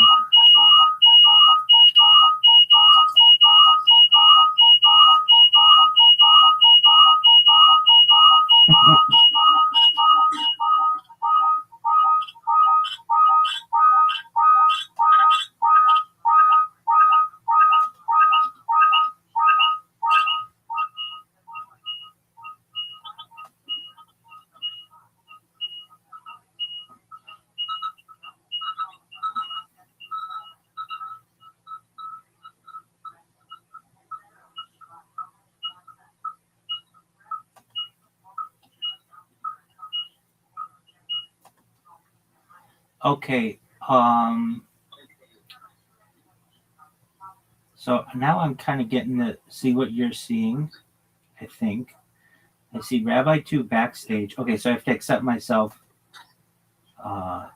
as just like you, and then I'm going to have a chance to see what you're seeing, and we will get this worked out.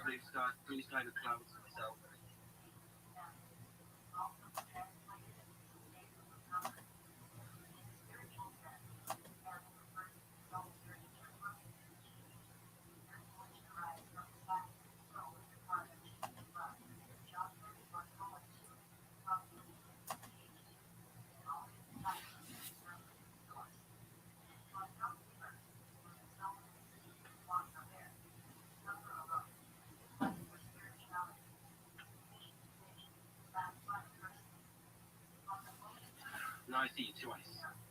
Okay, so you see me now? Yeah. Excellent. Okay.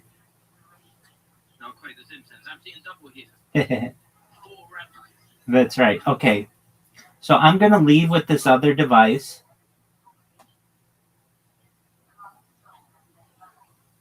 If I may ask, does one of them say discord.me/rabbi and the other says rabbi2?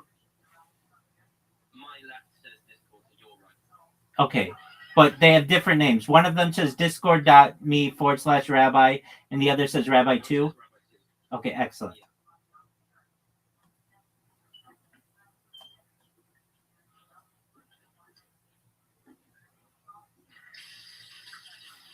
And you're putting this on YouTube, are you?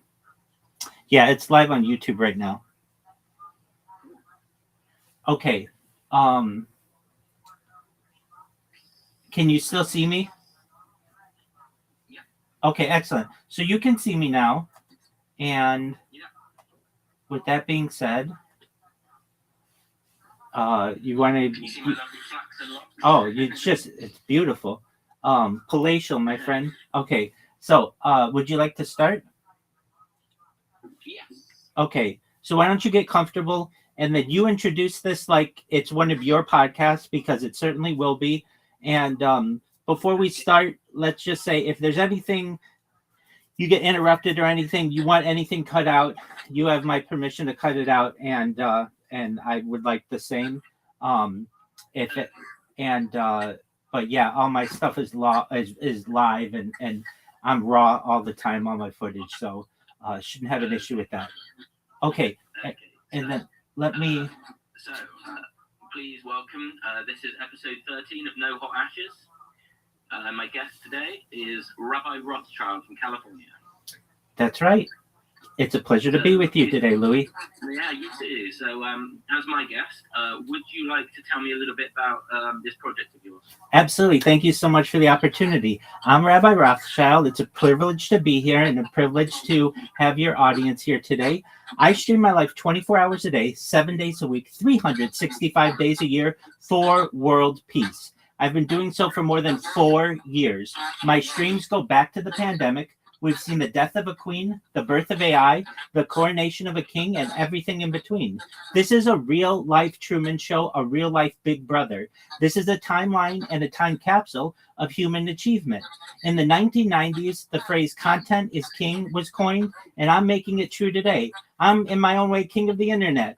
I have archived more data than any person in global history, and that's important because in 2017, The Economist magazine stated that data had overtaken petroleum as Earth's #1 resource, which may make me a very influential person someday. If and when that happens, I'd like to make you, your friends, your family, your audience, all financially independent if they're not already. I'd like to ensure that they have generational wealth if they don't already, and I'd like them to be able to start charities and philanthropic organizations of their own. Interesting. Okay, yeah, because I know I've heard a couple of things about the. Are you an Ashkenazi? I am. Yeah, so you've got more Nobel Prizes per capita than any other community in the world. That's correct. Is it Alfred Nobel? More Jewish people were involved in the creation of the Manhattan Project. That's true. Oppenheimer, Edward Teller, and such, yeah. And a lot of them were wrongly accused of being affiliated with the Communist Party. Many. And also, I believe it's also been said there's some people who are pro-Semites. And I know, for example, Christopher Hitchens had a sort of instinct that he had a kinship with the Jewish people. And then it was only after his, very late in his life, he discovered his mother was Jewish. And I remember a conversation with Martin Amis and Christopher Hitchens. Martin.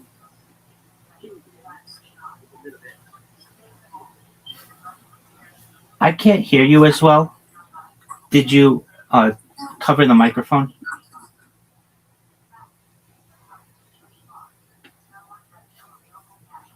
I can't hear you.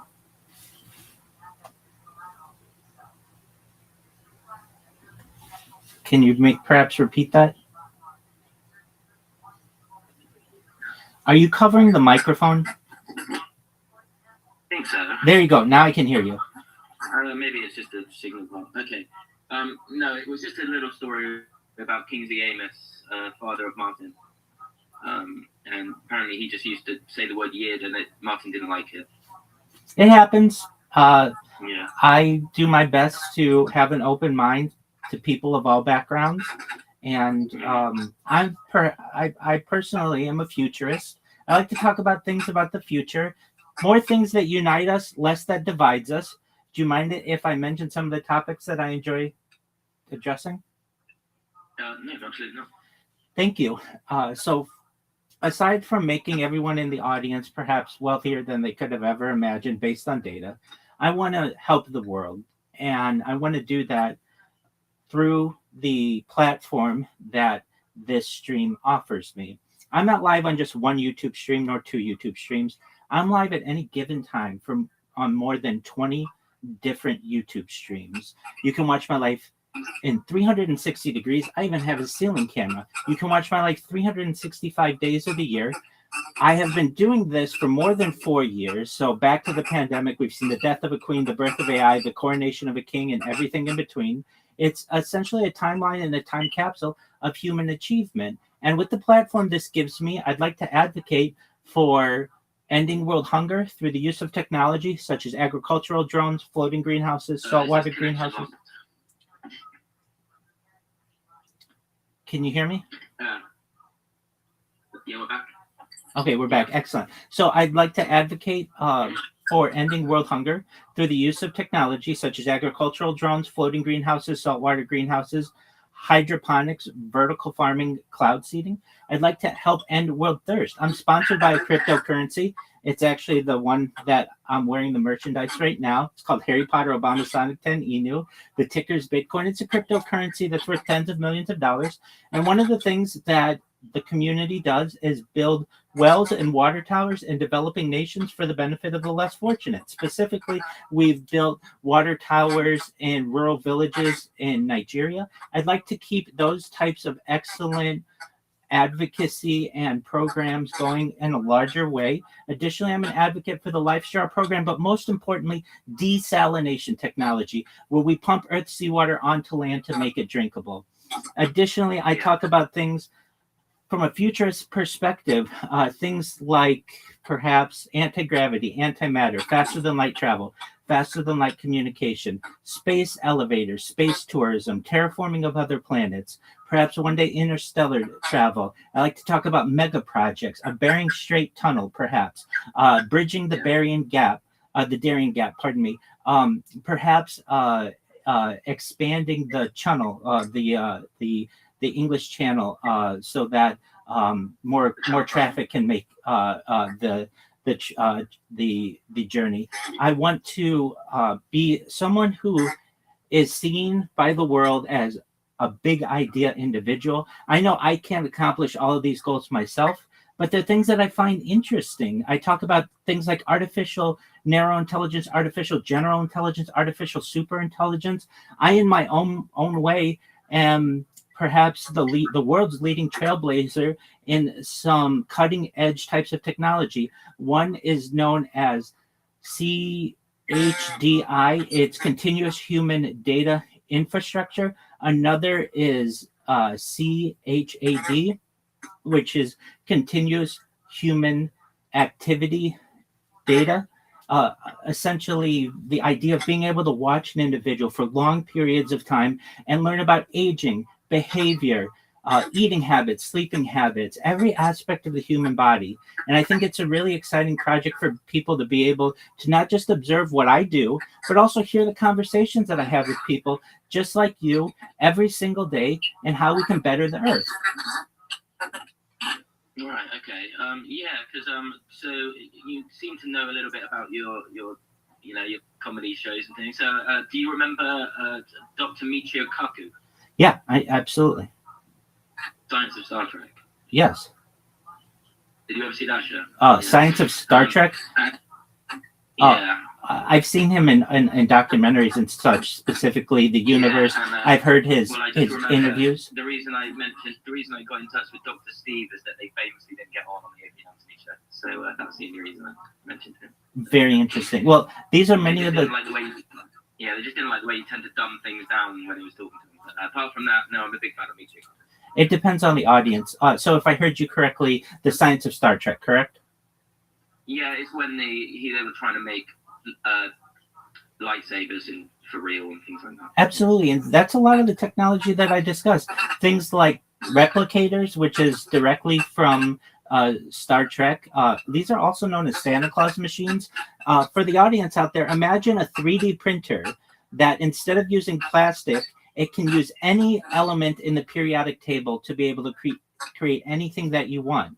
Go ahead.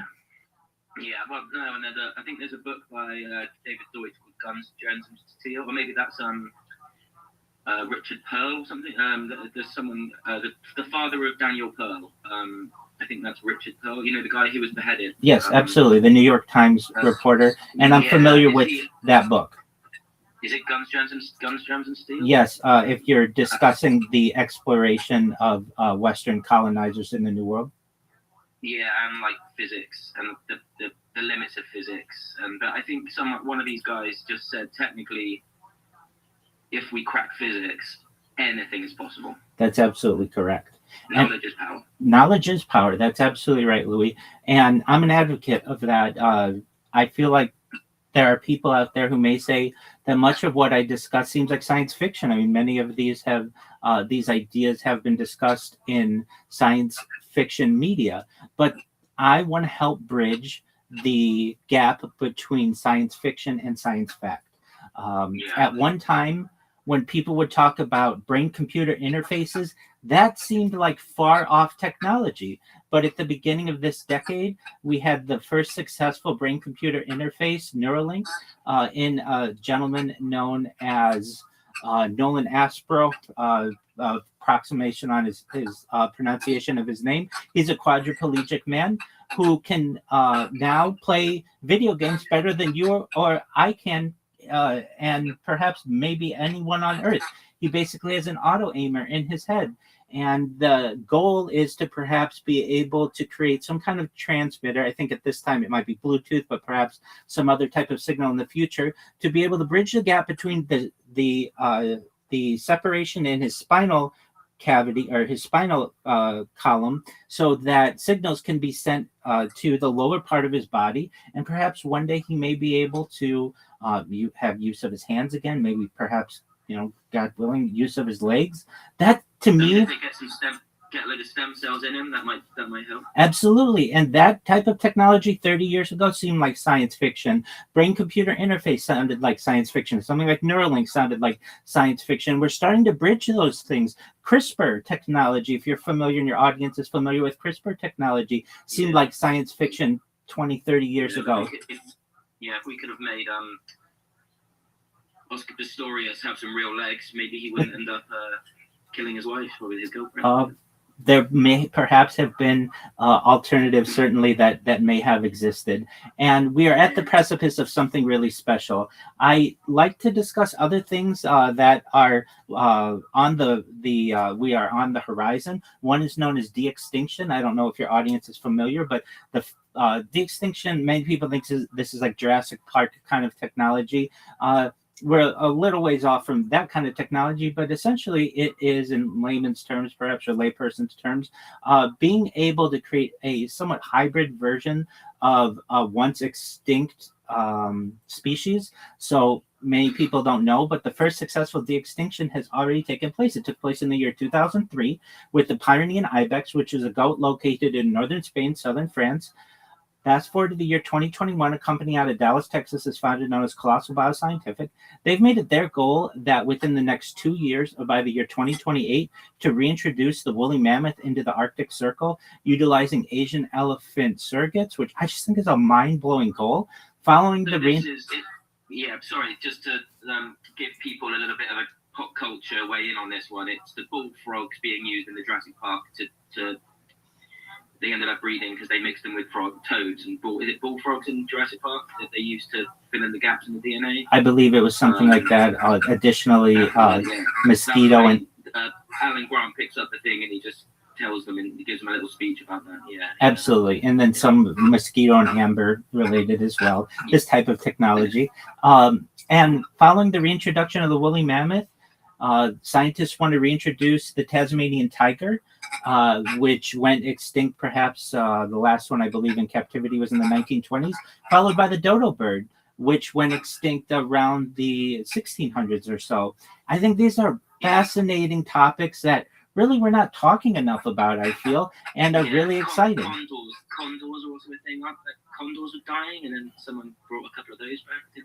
So the California condor, if that's what you're referencing, during the 1990s was on the verge, or around then, was on the verge of extinction, but has had quite a resurgence as well. Not specifically, to my knowledge, through de-extinction technology, but just through conservation efforts, which I'm certainly an advocate of. I feel that perhaps we did a lot of damage to the earth during the Industrial Revolution, and perhaps with many of the advancements that we've made in science and technology, we may be able to reverse some of those effects. Other things that I like to talk about that may be of interest to your audience are things like perhaps life extension technology. Most people in your audience, when they were born, the average life expectancy for them was probably about age 80. Perhaps I'd like to increase that, or give them the resources to be able to increase that, and make these types of technologies more affordable. Things like oxygen therapy, hyperbaric chambers, things like perhaps we talked earlier, stem cells, perhaps human growth hormone, cryonics, cryogenics, nootropics, peptides, cold shock therapy, ambrosia therapy, some types of maybe sensory deprivation bar. For the mind. Absolutely, we could certainly include that. Tanks. Yeah, absolutely. Sensory deprivation tanks. I don't know if you or your listeners have ever been in one. They're amazing. If you've ever had the experience, I have. They're amazing. Essentially, you float on very saline-based or salt-based water. You almost feel absolutely weightless. It's a very dark chamber. The water is tepid. It's the same temperature basically as your body, around 98.6 degrees. And it's your own little miniaturized, personalized Dead Sea. That's exactly right. And you can let your mind escape. It's almost, in its own way, a very meditative trance that you can almost go in, because generally there is no light. You can't feel anything. You can't hear anything. And it's quite an amazing process. It really makes you have different feelings or different understandings of time. And also, what your body's, the types of deep consciousness and deep focus your body can perhaps be in. Additionally, I talk about things like certainly cold shock therapy, ambrosia therapy, perhaps blood transfusions of your own blood, things like red light therapy, and testosterone replacement therapy for both men and women. These are all really exciting life extension technology. But when both men and women can benefit from these types of technologies. And I want to, if possible, extend or expand the average life expectancy from age 80 to age 100, 120. But eventually at 120 or so, many people in the audience, you as well, may say, Rabbi, back in 2026, a lot of what you discussed sounded like science fiction, but it's become science fact. My body's starting to break down. What's the next plan? And this is where I feel it gets really interesting and really exciting. For those of you out there who want, this is with your consent. Everything that I talk about, I feel should be with your own consent. Consent's very important to me. And so I'm an advocate of my body, my choice, and I don't feel anything should be forced upon you. But if you want, you may be able to utilize a type of technology known as mind uploading technology, where, with your consent, we scan your brain into a computer like a CAT scan or an MRI, knowing where every atom is in your central nervous system and your peripheral nervous system, for later download as an android, an avatar, a cyborg, a cybernetic being, a clone of yourself, a robot, an ethereal being, whatever you want to be. But what I want you to know... There's a Johnny Depp film about that, wasn't it? Where he uploaded himself to the conscious. I believe so. Yes. This is a common narrative within a lot of science fiction movies. But essentially what I'm saying to you, Louis, and your audience is that you may be able to have a future of digital immortality, which is an extremely exciting opportunity. We are essentially the last generation, or maybe perhaps the first generation, that may be able to either avoid death or extend life to the point where we may be able to live indefinitely. And I just think this is a really exciting future. A real life afterlife. That's absolutely correct. And from there, many people say, well, I don't want to live forever. And no one's forcing you to.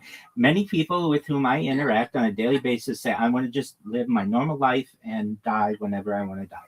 And I feel that that should be allowed. I am, I want this technology to be used with people's consent. However, there are those of us, and perhaps we've been termed transhumanists, people who want to extend life, if possible, for as long as possible.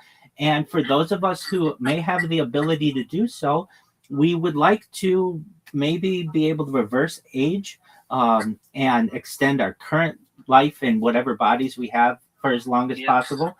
And then perhaps, if needed, might use mind uploading technology to be able to live indefinitely. And for your audience out there that may wonder what this is like, it's essentially like a save point in a video game, for lack of a better analogy, where you could essentially upload your consciousness into a computer system.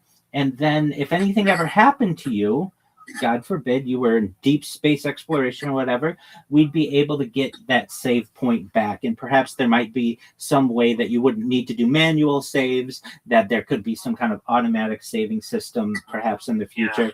That's all for generations to come to be able to decide. Saves it for you. Absolutely.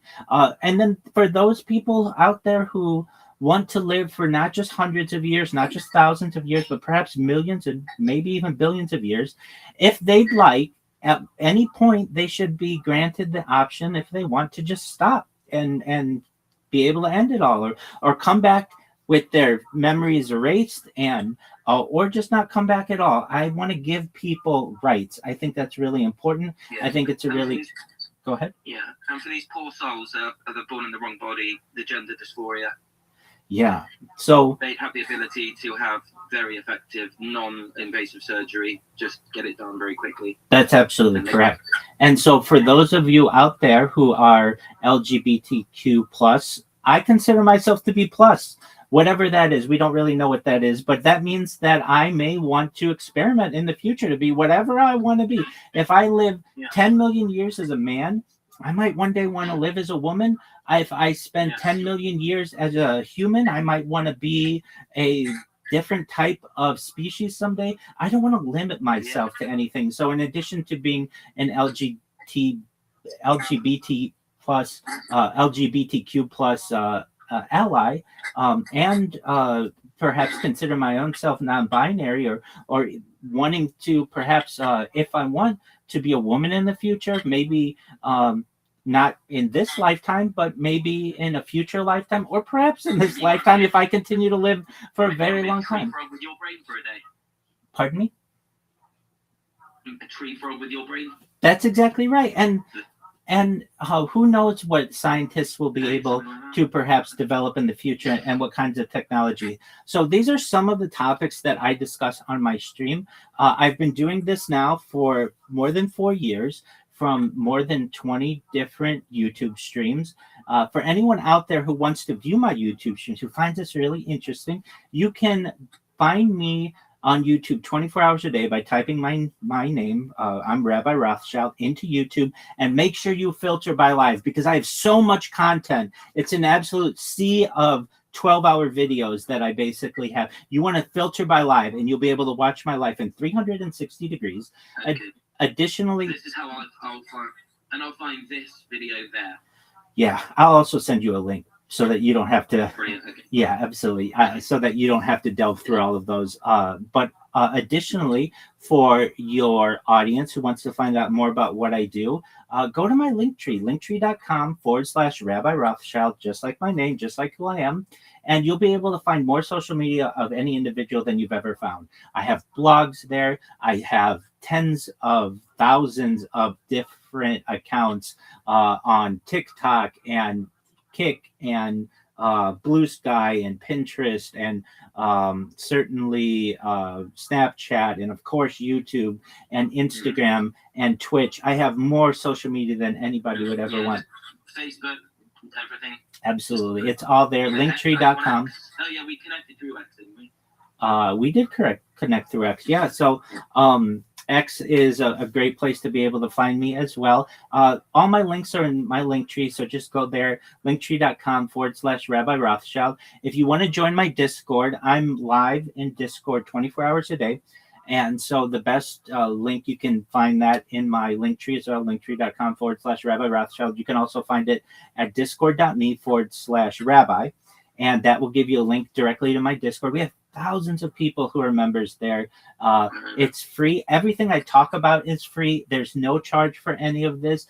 If you want to connect with me and you want to talk about futurology, I'm here for you. If you want to connect with me and you want to talk about Judaism, I'm here to talk about it. If you want to connect with me and talk about Kabbalah, I'm here to talk about it with you. If you want to connect with me and talk about history or science, or you're just having a relationship issue and you want someone with whom to speak, I'm here for you. I'm here to support not just my community, but anybody else who hears my voice who wants help. I'm here to be a helper in this world. I'm here to be a teacher in this world. I'm here to be a leader in this world. Okay, can I ask? I'll get one plug-in for your audience. This is for my own benefit. I'm 1% majority on Substack. That's £50 a year. You get all my essays that I'll write every year. So that's that out of the way. Now, can I ask you, what do you think Madonna's attraction to the Kabbalah was? Absolutely. So this is something that came about in the late 90s or so, along with some other celebrities, including Britney Spears and others. And it was based out of the Kabbalah Center in Beverly Hills in Robinson. Basically, there is a movement in major cities around the world for people of all backgrounds, not just of the Jewish faith, but all backgrounds, to be able to study Jewish mysticism.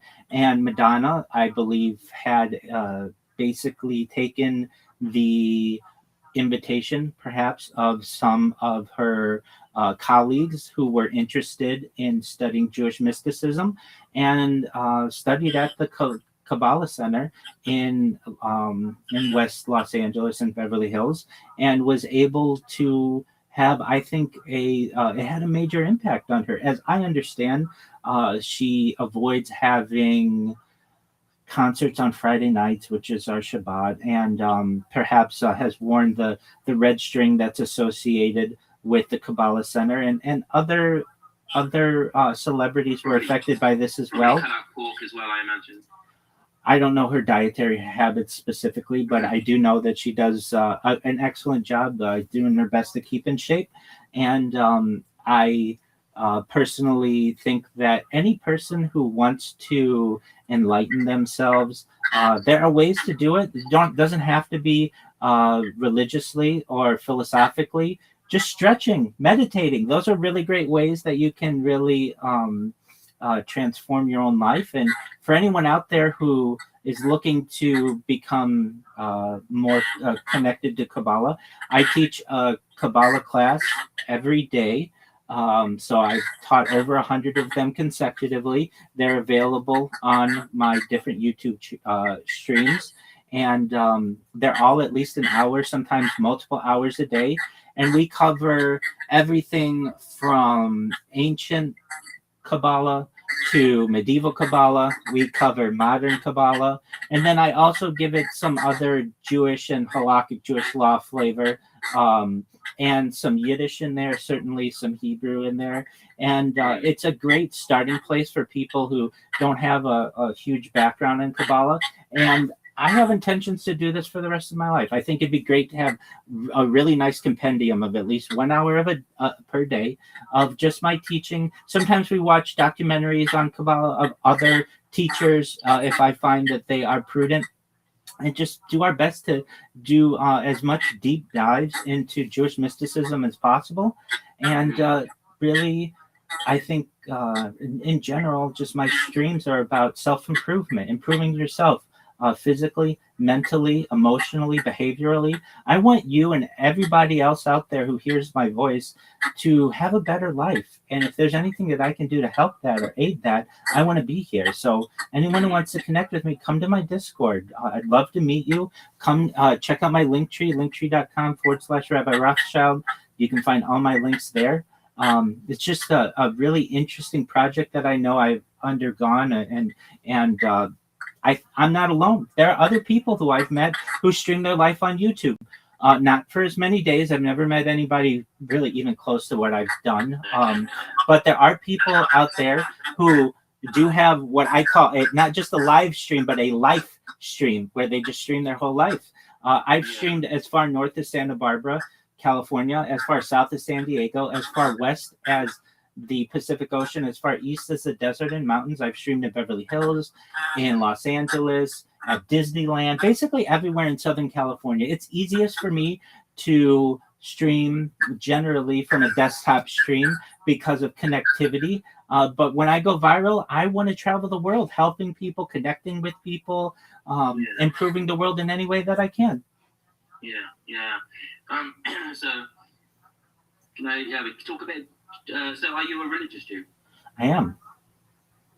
Okay, because there's another thing. Christopher Hitchens floated this idea that he thinks a lot of Jews maybe have the gene for atheism, because a lot of Jews tend to be unbelievers. Oh, absolutely. There's perhaps, for example, like Woody Allen. And, most certainly, perhaps Larry David. Absolutely, secular Judaism is a major movement in the world. It's really at the foundation of the Zionist movement. Many of the early Zionists in the 19th century, so 1800s, were found themselves frustrated with religion and moved more in that political movement. I personally am about world peace. I want everyone to get along, so I do my best to avoid politics to the best of my ability. I am certainly someone who is a social justice activist. I want good for all individuals in the world, but certainly secular Judaism for many people, and specifically within Judaism, has been a big movement. And based on statistics, as many as about half of all people, of all Jews, have some type of non-belief to some extent. Even Israel is a secular country. The majority of people there, of course, they may identify as Jewish, but do they believe every single thing that you're supposed to believe as an Orthodox Jew? Perhaps that may be in question. But I, as a rabbi, want to connect people with science and certainly religion, and see that they may not be all that separate, and move forward in what unites us as not just Jews, but as people in general. I look at it this way. At least the Western religion, so we're talking Judaism, Christianity, Islam, we all are Abrahamic religions. And so really we're all basically branches of the same Father. And perhaps the branches may have separated at different times, but we all have the same source. And then even from there, the other major religions of the world, certainly Buddhism and Hinduism and Taoism and Confucianism. Can you see the bookshelf up there? Absolutely, yes.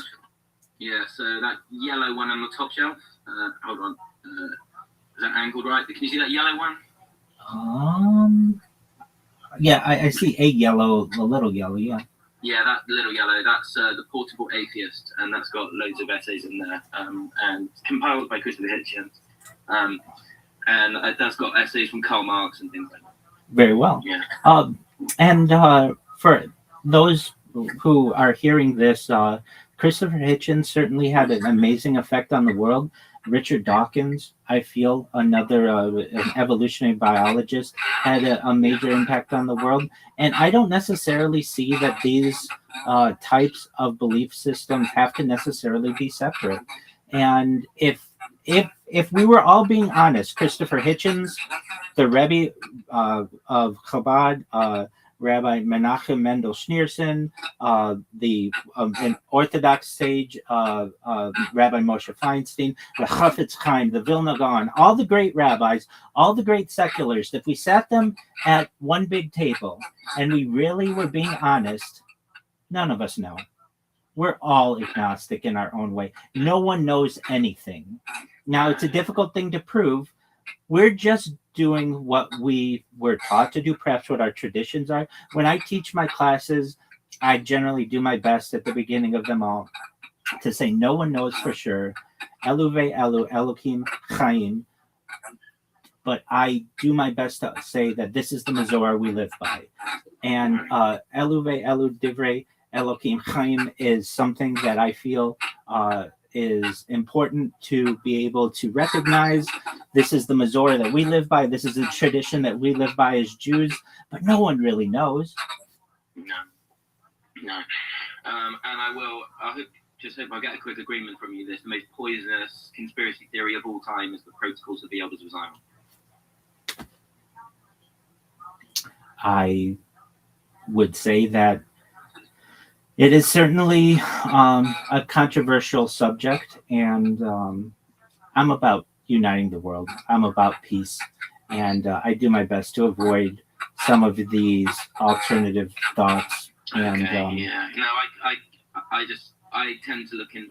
This is forced upon me by the people I listen to, so I just know this stuff. I read a book called Voodoo Histories by David Aronovich, and it was just all about conspiracy theories, and he nailed fabrication. So anyway, could I ask you what you go to escape when you're just sat in front of the TV with wanting to watch something? Do you like watching Seinfeld?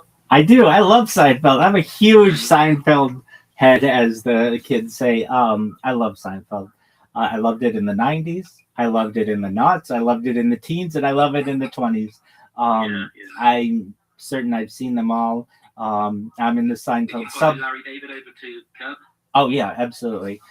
He's great, right? 100%. 100%. I'm in the Seinfeld subreddits. I love the Seinfeld memes. I see Seinfeld as a I see the world through perhaps ways that show shaped my views on the world in many ways. I love Seinfeld. It is near and dear to me. So I do like Seinfeld. I like stand-up comedy a lot. I like comedy in general.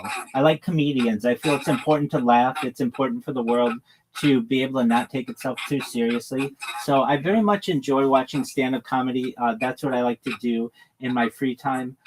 Additionally, I like to play games. So everything from chess and checkers and even card games, I enjoy playing. I love the social aspect of the internet, where two people on different continents can be able to connect, able to have intriguing conversations, be able to share, and just that's a really special part, I feel, of the time in which we are living. And so I am at home in my own comfort when I'm basically relaxing, able to play games or read on a subject that's interesting to me, and I have a podcast on in the background or comedy on in the background. That's basically something that makes me very happy. I love to learn, so I'm someone who might have multiple podcasts on at the simultaneously, because I just feel that I'm not fulfilled with one enough, or whatever it may be. I love to learn. I love to read. I love intriguing ideas, and really with the advent of AI, I feel that it's giving humans, maybe people who wouldn't previously have delved into writing, an opportunity to be able to express themselves. I think it's an excellent tool if used correctly. I know that I've used it myself constantly. I was an early adopter of ChatGPT in November 2022. So I started the stream in 2021. So I actually have like pre-large language models about an entire year, more than an entire year of my life on camera archived. And then from there, ChatGPT launched on November 30th or so, 2022. And then I've been able to see the different changes that have happened with the world, with certainly the advent of ChatGPT, ChatGPT 1, ChatGPT 2, ChatGPT 3, 3.5, 4, 4.5, 5. And then its competitors, Claude and Gemini and Copilot and certainly Grok and all of the others, and how it has affected our society, how it's affected certainly the internet and just people's jobs. I remember when I would first talk to people about ChatGPT, they didn't think it was that going to have that big of an effect, and then they'd come back to me subsequently and be like, "Oh boy, was I wrong." This is a game changer, and it most certainly is. In the same way that the internet was a game changer, and television was a game changer, and radio was a game changer, AI is the coming technology that has already changed the world and will continue to do so. Yeah, and to have this conversation now with no delay as well, that's progress. It's phenomenal. I think we're on the cusp of something really interesting, especially when we get into the virtual reality and augmented reality and all of the ways that people will be able to connect with haptic suits and haptic feedback. We are just on the precipice of something really special, and I'm excited at where the world's going. There are a lot of people who are negative on the future, and if you're hearing my voice, I'm someone who's positive about it. I think that the future can be bright, and I don't have a dystopian idea of the future. Many people feel like we may be living in 1984 of George Orwell. Well, very few people know this, but there's a 1985, not written by George Orwell, but there is a 1985 which has a different take on things, and perhaps the future isn't so bleak. And for those of us who may have a positive mindset in the future, perhaps there may be some type of utopian opportunity, and I do my best to maintain positivity.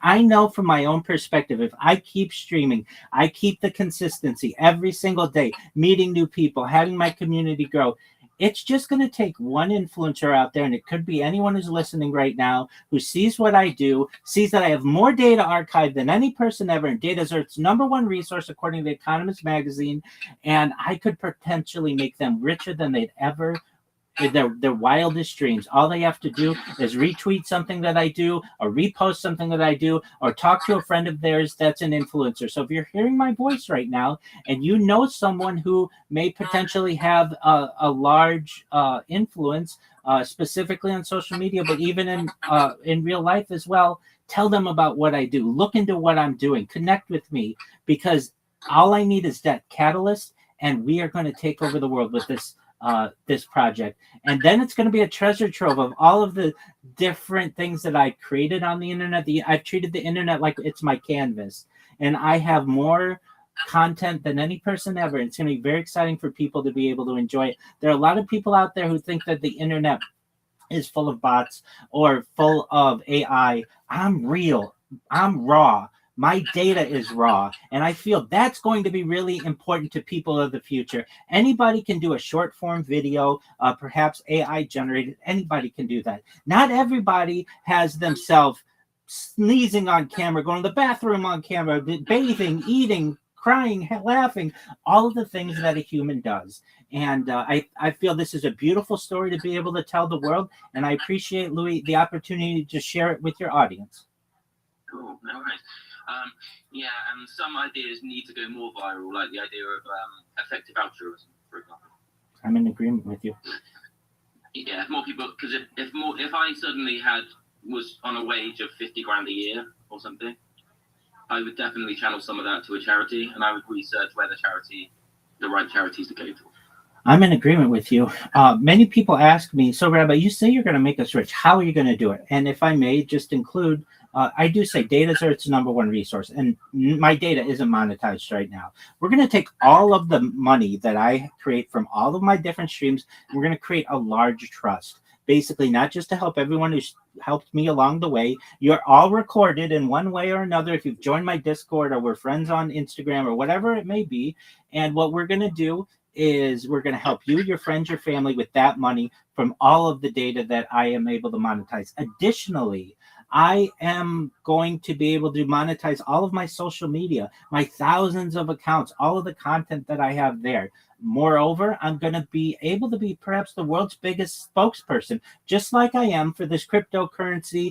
I'll be able to essentially wear an F1 suit with different opportunities for people to be able to sponsor me and watch me 24 hours a day. This is an opportunity unlike any previously from a marketing perspective. Nobody will say, I will wear your brand all the time like I do. Absolutely. And then another way we'll be able to do it perhaps is through cryptocurrency and other investments, because I'm the foremost spokesperson of cryptocurrency in many ways. I feel that I have a beautiful archive of the crypto journey, specifically on Twitter, but also on things like Pump Fun and or X and other places, and Telegram. I've been live streaming my life in the Harry Potter Obama Sonic 10 Inu Telegram for years. I have more than years of my life archived on X. I have years of my life archived on YouTube and Rumble and Instagram. It would take one individual more than 100 years to watch just a fraction of my streams. That's how much data we're talking about here. We're not talking gigabytes. We're not talking terabytes. We're talking petabytes. And that's a really exciting opportunity, not just for your average individual. What's petabyte? Is that a billion bytes? Or It's 1,000 terabytes. So a million. Well, so it is a gigabyte is or a terabyte is just 100 bytes, right? No. It works on a 1,000 scale. So you have byte, and then from there you have kilobyte. That's 1,000 bytes. Then you have megabyte, which is 1,000 kilobytes. Then you have a gigabyte, which is 1,000 megabytes. Then you have a terabyte, which is 1,000 gigabytes, and then you have a petabyte, which is 1,000 terabytes. And so that is a huge amount of data. Now, it's more than any one individual will be able to basically absorb on their own, but that's where AI comes into place.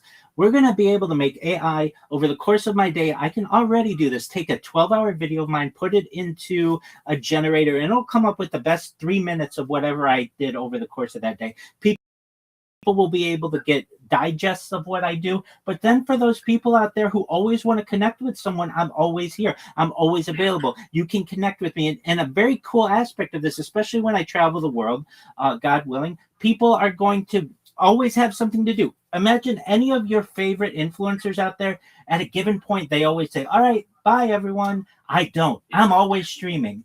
I am the king of content. I'm king of the internet.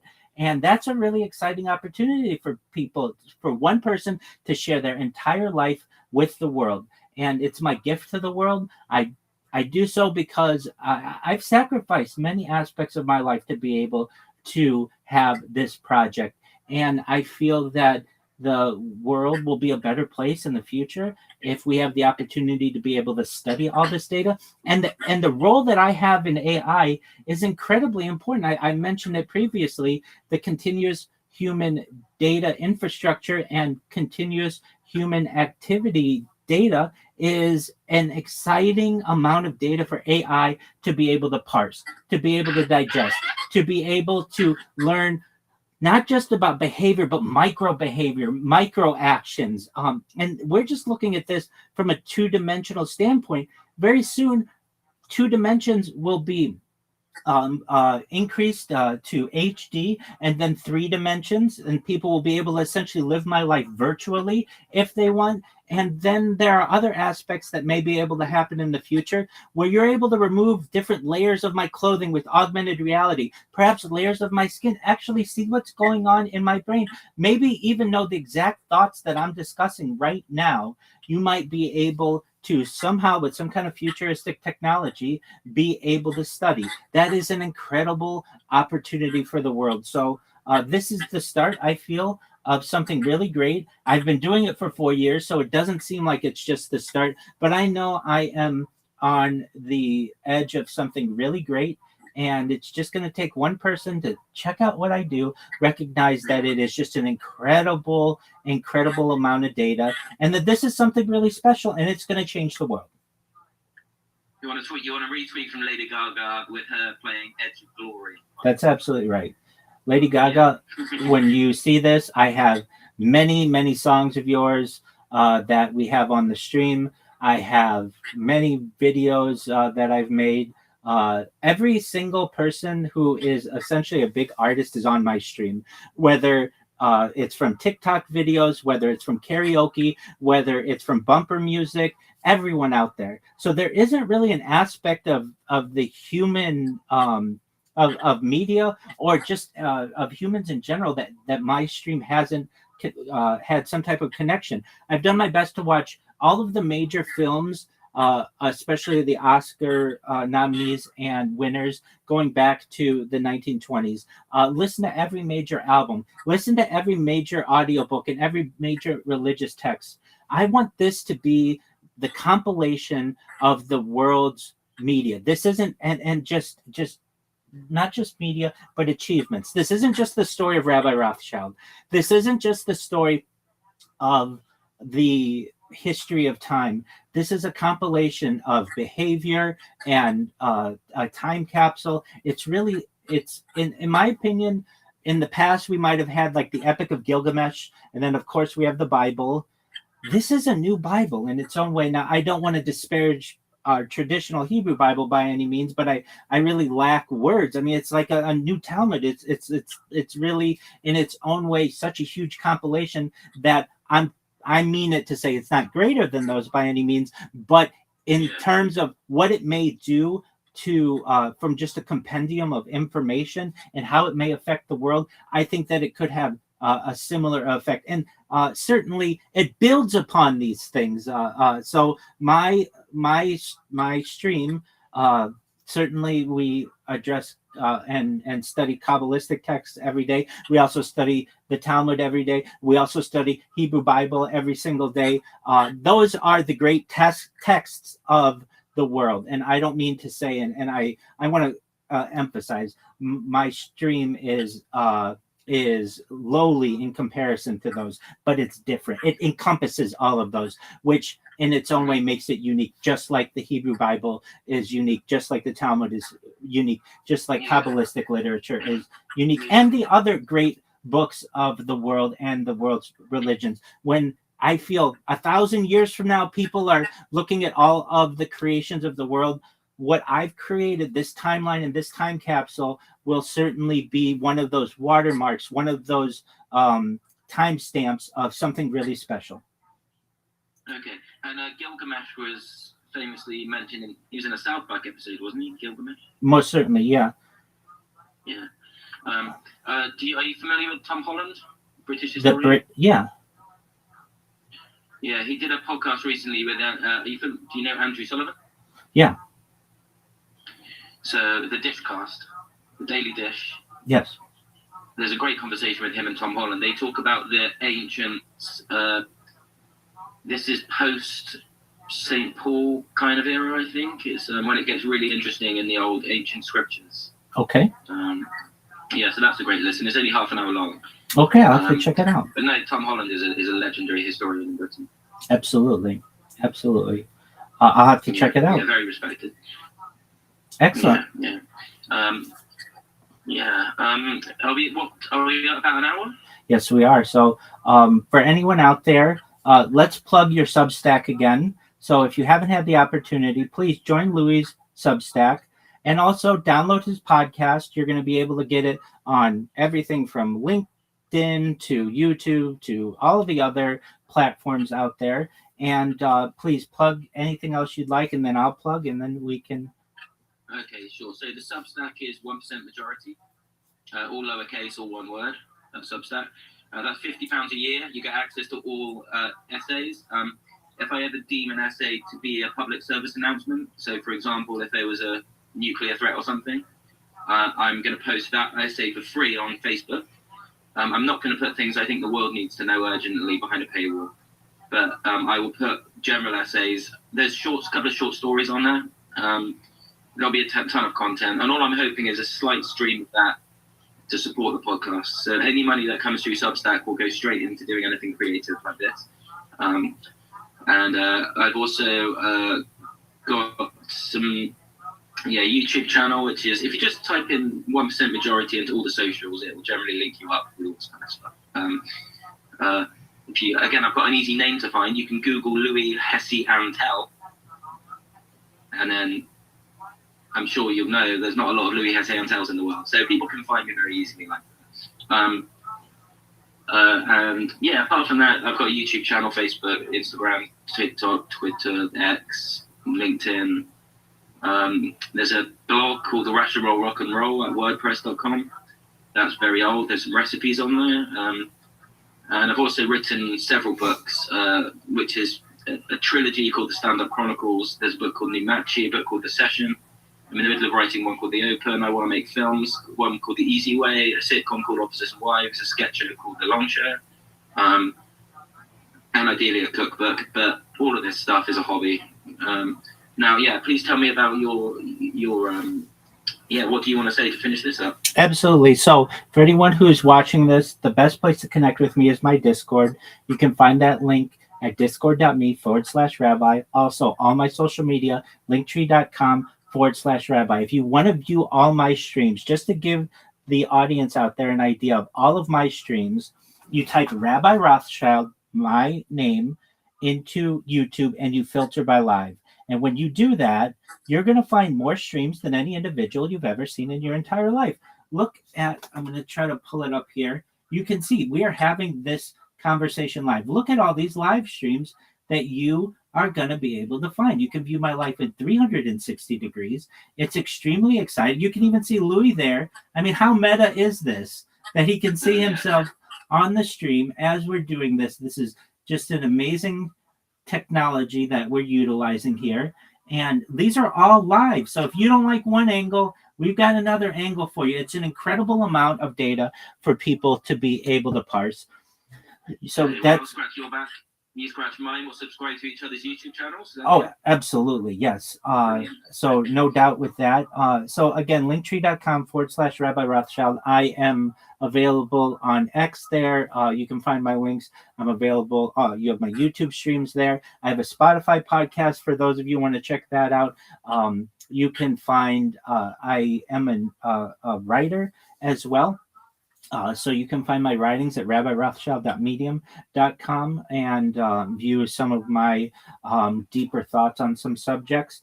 And with that, Louis, I sincerely appreciate the opportunity to connect with you. I will catch you offline and we can make the arrangements to be able to get this published, and just really appreciate your time and appreciate the audience's time. And really, as the old adage goes, for both of us, the best is yet to come. Brilliant. Okay, perfect. Well, thank you very much, Mr. Rothschild. Can I ask your first name?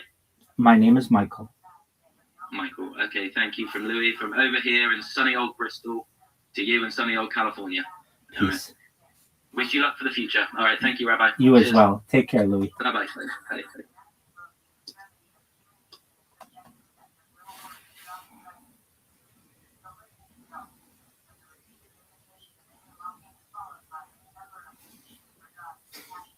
Did that work? I don't know.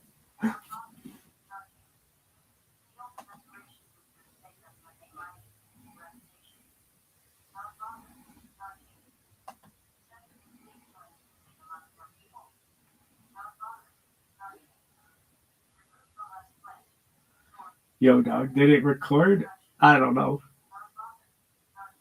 I hope so.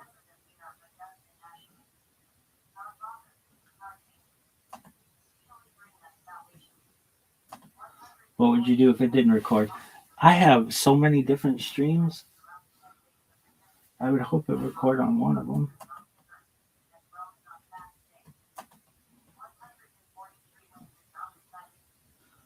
All right. So you're live streaming. I think so. Okay.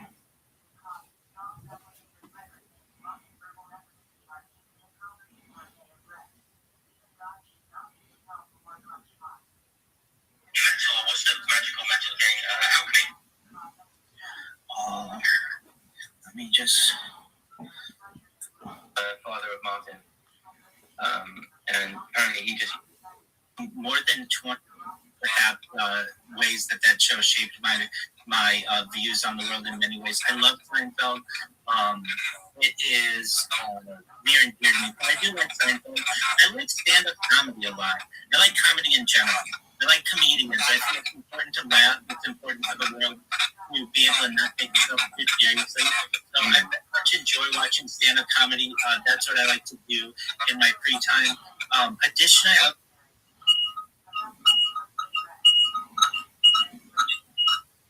we had the such, yeah. And a lot of them were wrongly accused of being affiliated with the communists. Someday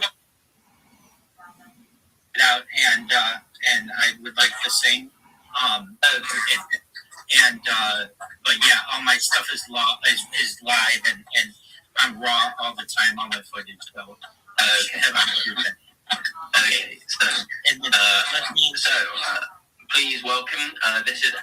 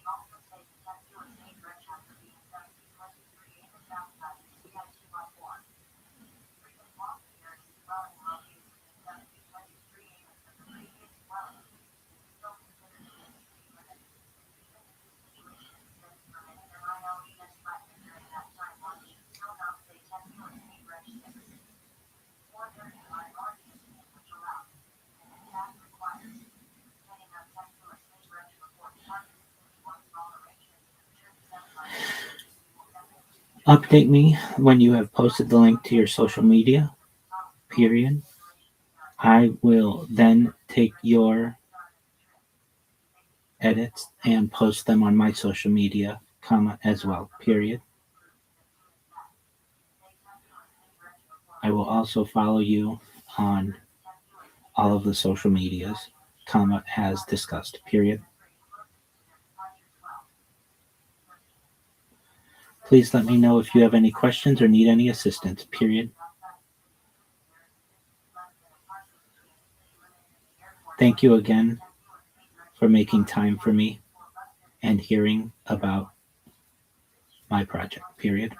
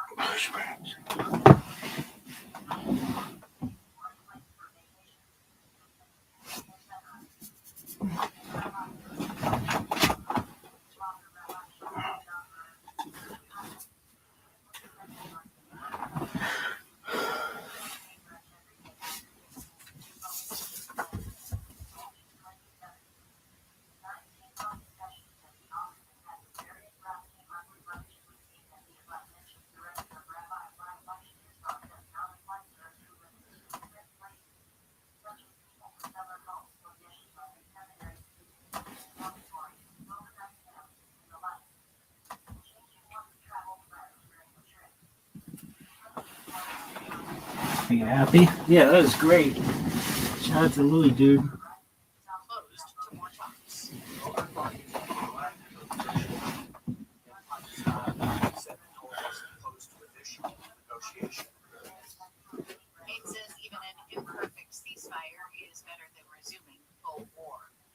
Study says many Gen Z adults still depend on their parents for money, housing, and other help.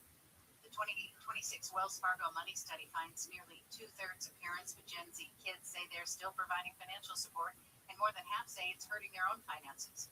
Earlier research from the University of Buffalo and the new school found Black adults are less likely than white adults to receive that kind of help from parents. We're going to check and see what's slowing you down along the 55 next.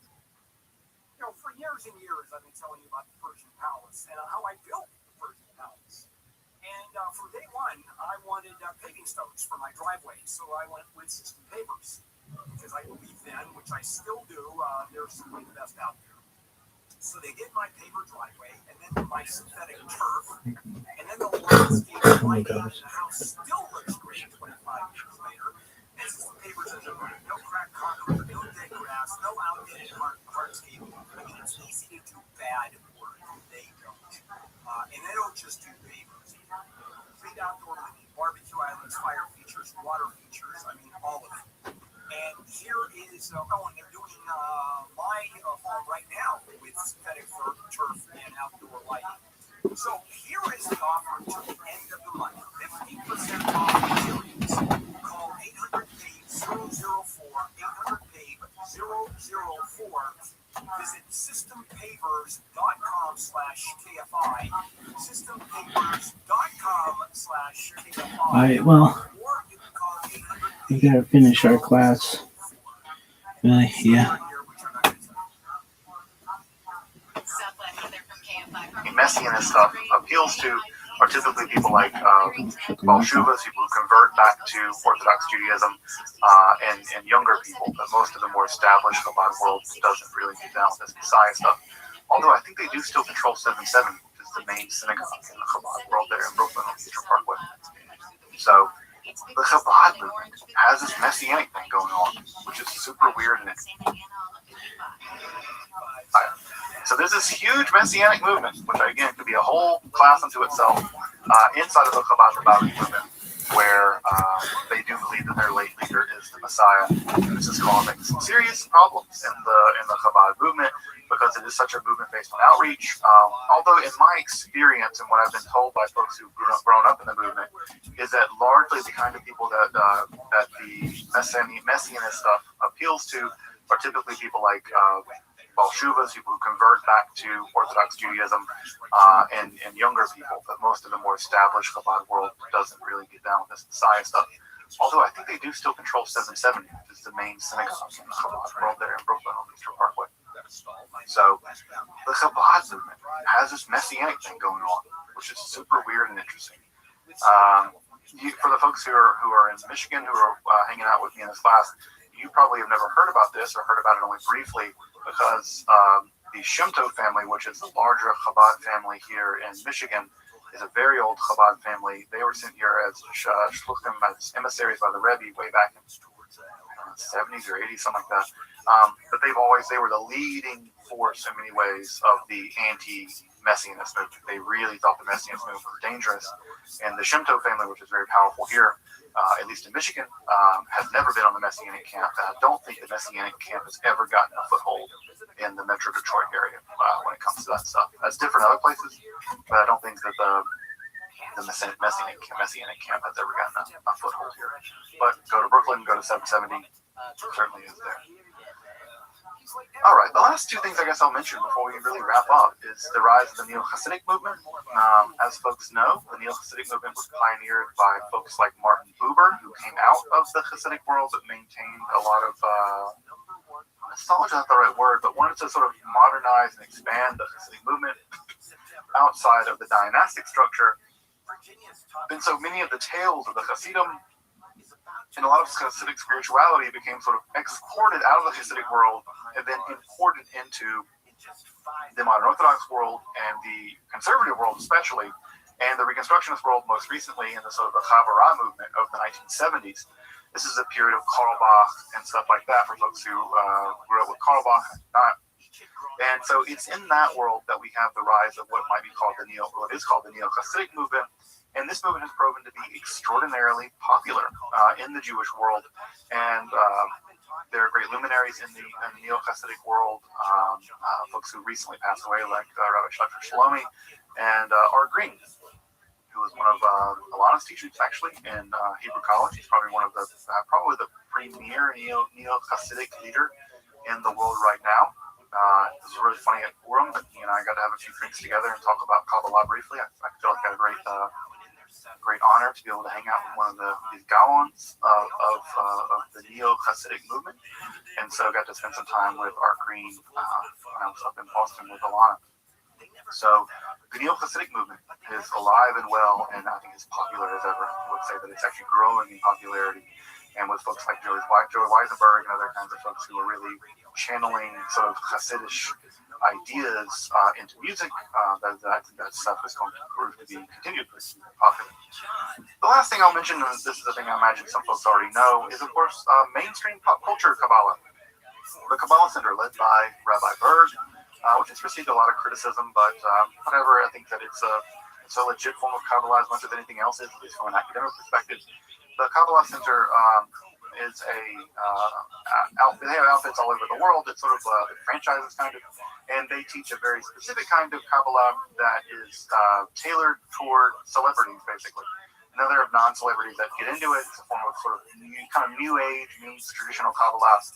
But this is made famous by folks like Madonna, and I think Britney Spears was into it for a while, which I think even Britney Spears has a Hebrew tattoo on the back of her neck. Some kind of Kabbalistic tattoo. I don't know whatever sense Kabbalistic tattoos make. But, you go, Britney. I think she's from Mississippi, so I think we're home state people. So good. Me and Britney go back. So people like Britney Spears and Madonna have also embraced Kabbalah in a pretty profound way. And apparently, I think even Madonna quit doing concerts on Friday night because of her commitment to certain kinds of Kabbalistic beliefs. I think that the Material Girl's from here, right? She's from Bay City. Madonna's from Bay City.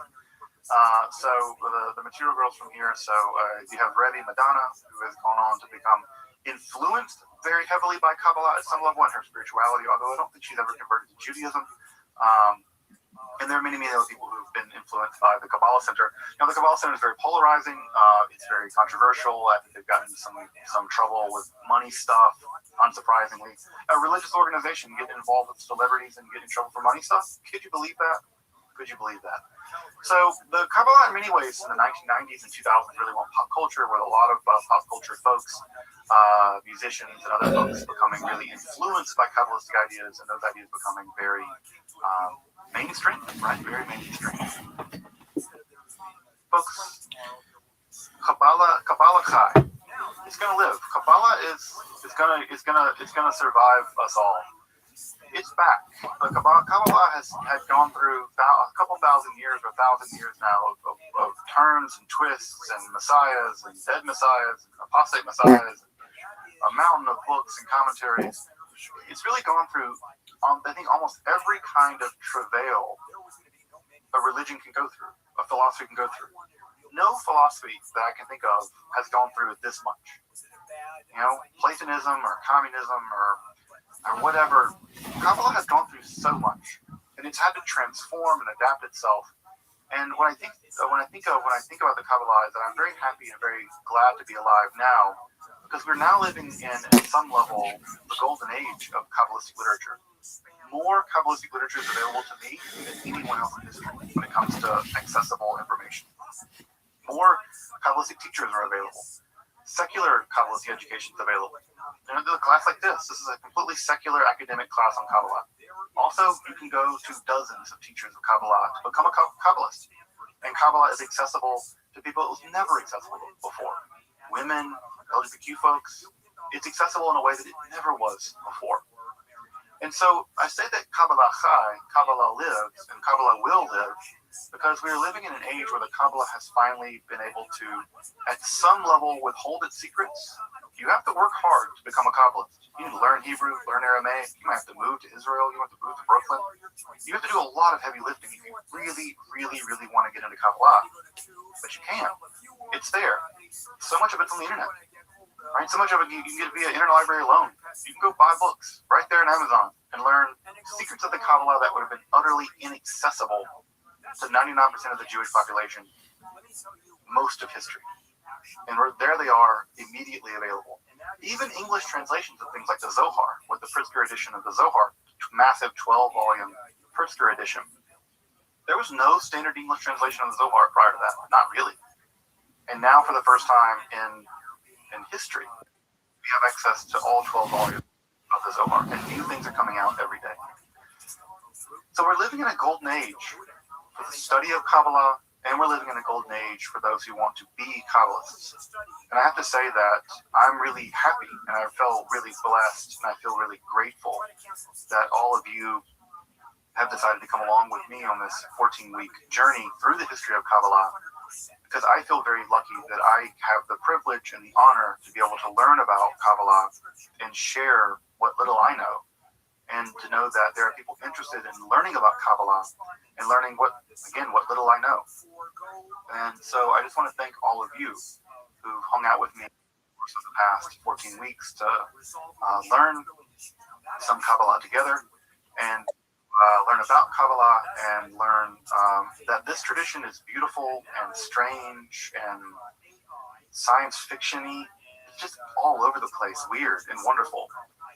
And so I just want to express my deep gratitude for everyone who's dropped in for a class or stayed for all 14 or whatever. I'm just really grateful and really blessed, and feel really thankful for everyone who's had the time, who's taken the time to learn some Kabbalah with me, and given me the opportunity to learn more about Kabbalah in the preparation of this class. So that said, thank you. It's really an honor and a privilege to be able to have done this class, and I look forward to learning with all of you soon, whether Kabbalah or not. I'd love to do a Zohar class. It's like my secret desire to do is to do a big Zohar class, both study Zohar and also study about Zohar.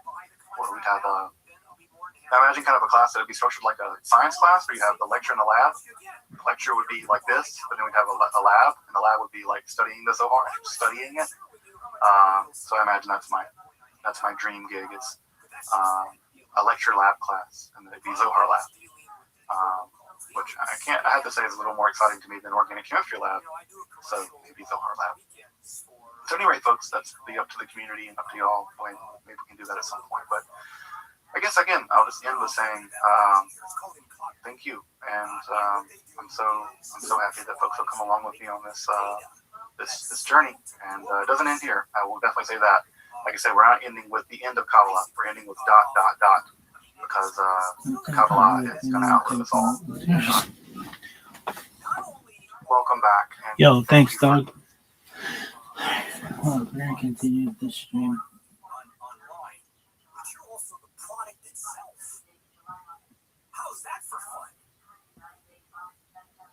So next time you get any kind of one of these robocalls or going through the menu, this is why I don't have a weapon, because I would literally take a shotgun and blow open my phone. Just put it up there and shoot it with a shotgun. Okay, we're done. Okay, now I want to end it with small private colleges. What is going on with them? They're dying. That's what's going on. I want to share that story with you. But first, let's check in with Amy. See if I do something. Here's the latest. A blockade at the Strait of Hormuz has begun. U.S. military says it'll be blocking all of Iran's port and coastal areas, but is allowing ships to pass through the waterway if they are traveling between non-Iranian ports. A federal judge in Florida has dismissed President Trump's $10 billion defamation suit against the Wall Street Journal and Rupert Murdoch. And Britney Spears has reportedly checked herself into rehab. Those stories and more coming up at the top of the hour. We'll check and see what's slowing you down along the 405 next. If you are a business person like I am, let me ask you a question. How many brokers does it take to insure your business? Well, the answer generally is too many because you've got multiple policies, you've got applications, and really no clear picture of how it all actually all fits together. And when something comes up, getting a straight answer, that's not so easy either. So this is where SuperSure comes in. SuperSure gives you one broker for all your business insurance, backed up by a team that's year round, not just when it's time to making a claim. Don't be left guessing when it matters most. And the fellow who started For joining me as I explore the garden that is Jewish mysticism and Kabbalah. Again, if you'd like to support my work, I'm providing accessible, free, and scholarly content on topics like Kabbalah, alchemy, and the occult, along with magic and hermetic philosophy. Consider supporting my work on Patreon or perhaps with a one-time donation. You can find those links below. Until next time, I'm Dr. Justin Sledge, and thank you for watching Esoterica, where we explore the arcane in history, philosophy, and religion. From the Odoo.com Weather Center, Odoo, the only business software you need. Partly cloudy with a chance of showers, highs in the 60s, mainly 50s for the Antelope Valley. This report brought to you by Toro University Worldwide. From your Toyota dealer's traffic center, we make it easy. We've got a crash in West LA on the 405. 405 freeway hits the southbound side right before Sunset Boulevard. A crash just cleared. It's slow from Burbank Boulevard. And that drive on the 405 south from Mission Hills down to the 10 freeway. The mystical experience is one of profound paradox. It occurs within the profound depths of interiority, and yet it often has totally life-altering effects. It seems to impart a sense of eternal truth, though what it means is often... And yeah, the southbound 605 starts slow all the way back from about Rose Hills Road, stays heavy all the way down to this the 5 freeway. And if you're headed Riverside, crash there 215 northbound and Blaine, that drive 215 north from Paris up through Riverside Interchange, just a little over 45 minutes. With Southern California's most accurate traffic reports, a local trucker. Something to say? Well, just tap the red talkback mic on the free iHeartRadio app. Carol requests, contests, or just to say hi. Hey, this is Heather. Get your voice on the air fast. I got the windows rolled down. Open the iHeartRadio app and try it now. Why's the basketball court all wet? Because the players kept dribbling on it. The dad joke. Corny, grown-worthy, but also one of the simplest ways to share a moment with your kids. What did the buffalo say when he dropped his son off to school? Bye, son. So take a moment to make your kid laugh, because dad jokes rule. Make your kid laugh today. Go to fatherhood.gov. Brought to you by the U.S. Department of Health and Human Services and the Ad Council. The free iHeartRadio app is #1 for music, radio, and podcasts, all in one. Discover a new podcast from our library of over 350,000 titles. Here's an iHeartRadio podcast preview.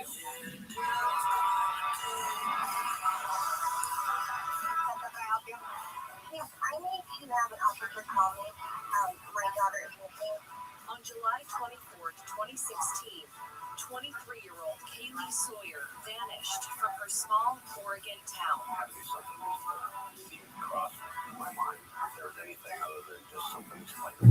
But the story of who killed her and how takes wild twists and turns.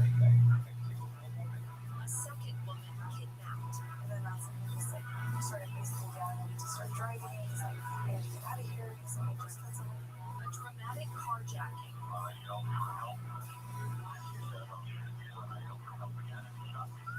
A high-speed police chase and a murderer's distress.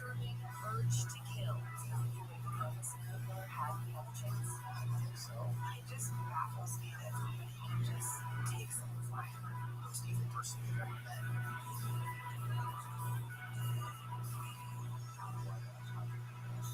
to Kill, a new podcast from KGW News and Vault Studios.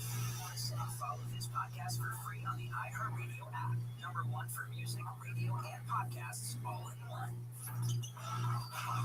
Records, milestones, firsts, last, and everything in between. What happened today in sports history on iHeartRadio? What's happening, fellow sports fans? It's Andy West. Let's look back on this day in sports history. April 13th. We'll start off today back in 1957. The Boston Celtics win their first NBA championship in style, narrowly beating the St. Louis Hawks in a 125-123 double overtime victory. One of the most exciting Game 7s in history. Jumping ahead today in Augusta, Georgia, 1997, the Tiger Woods era begins as Tiger destroys the field and wins his first major championship, a record 12 strokes ahead of runner-up Tom Kite. Woods became the youngest at 21, the first non-white player to win the Masters in the green jacket at Augusta. And today in 2016, Kobe Bryant retires with a bang, scoring 60 points in the Lakers' 101-96 win over the Utah Jazz. Now you know, today in sports history on iHeartRadio. Feels like the first time, but maybe for the second time.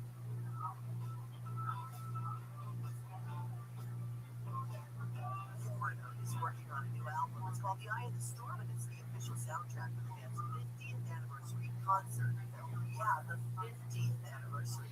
The first single, Feels Like the First Time, features all three of the band's lead vocalists, the original guy, Lou Graham, longtime vocalist Kelly Hansen, and the current frontman, Luis Maldonado. The song drops this Friday, April 17th. Britney Spears is in rehab. The spokesperson for the singer said she checked into a center, only saying it's somewhere here in the U.S. She ended a few days ago after close to her urged to. Spears was arrested last month in California for DUI. First weekend of Coachella is in the books.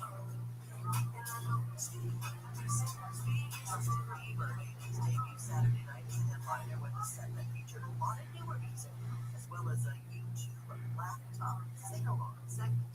And Super Mario continues to pound the box office competition. Super Mario Galaxy made over $380 million domestically, more than $628 million worldwide so far, as it sits atop the box office. In second place, Project Hail Mary, in its fourth week, debuting in third place. The romantic comedy, You, Me, and Tuscany, starring Halle Bailey. And that's entertainment. I'm Terry Howell. KFI AM 640, more stimulating talk.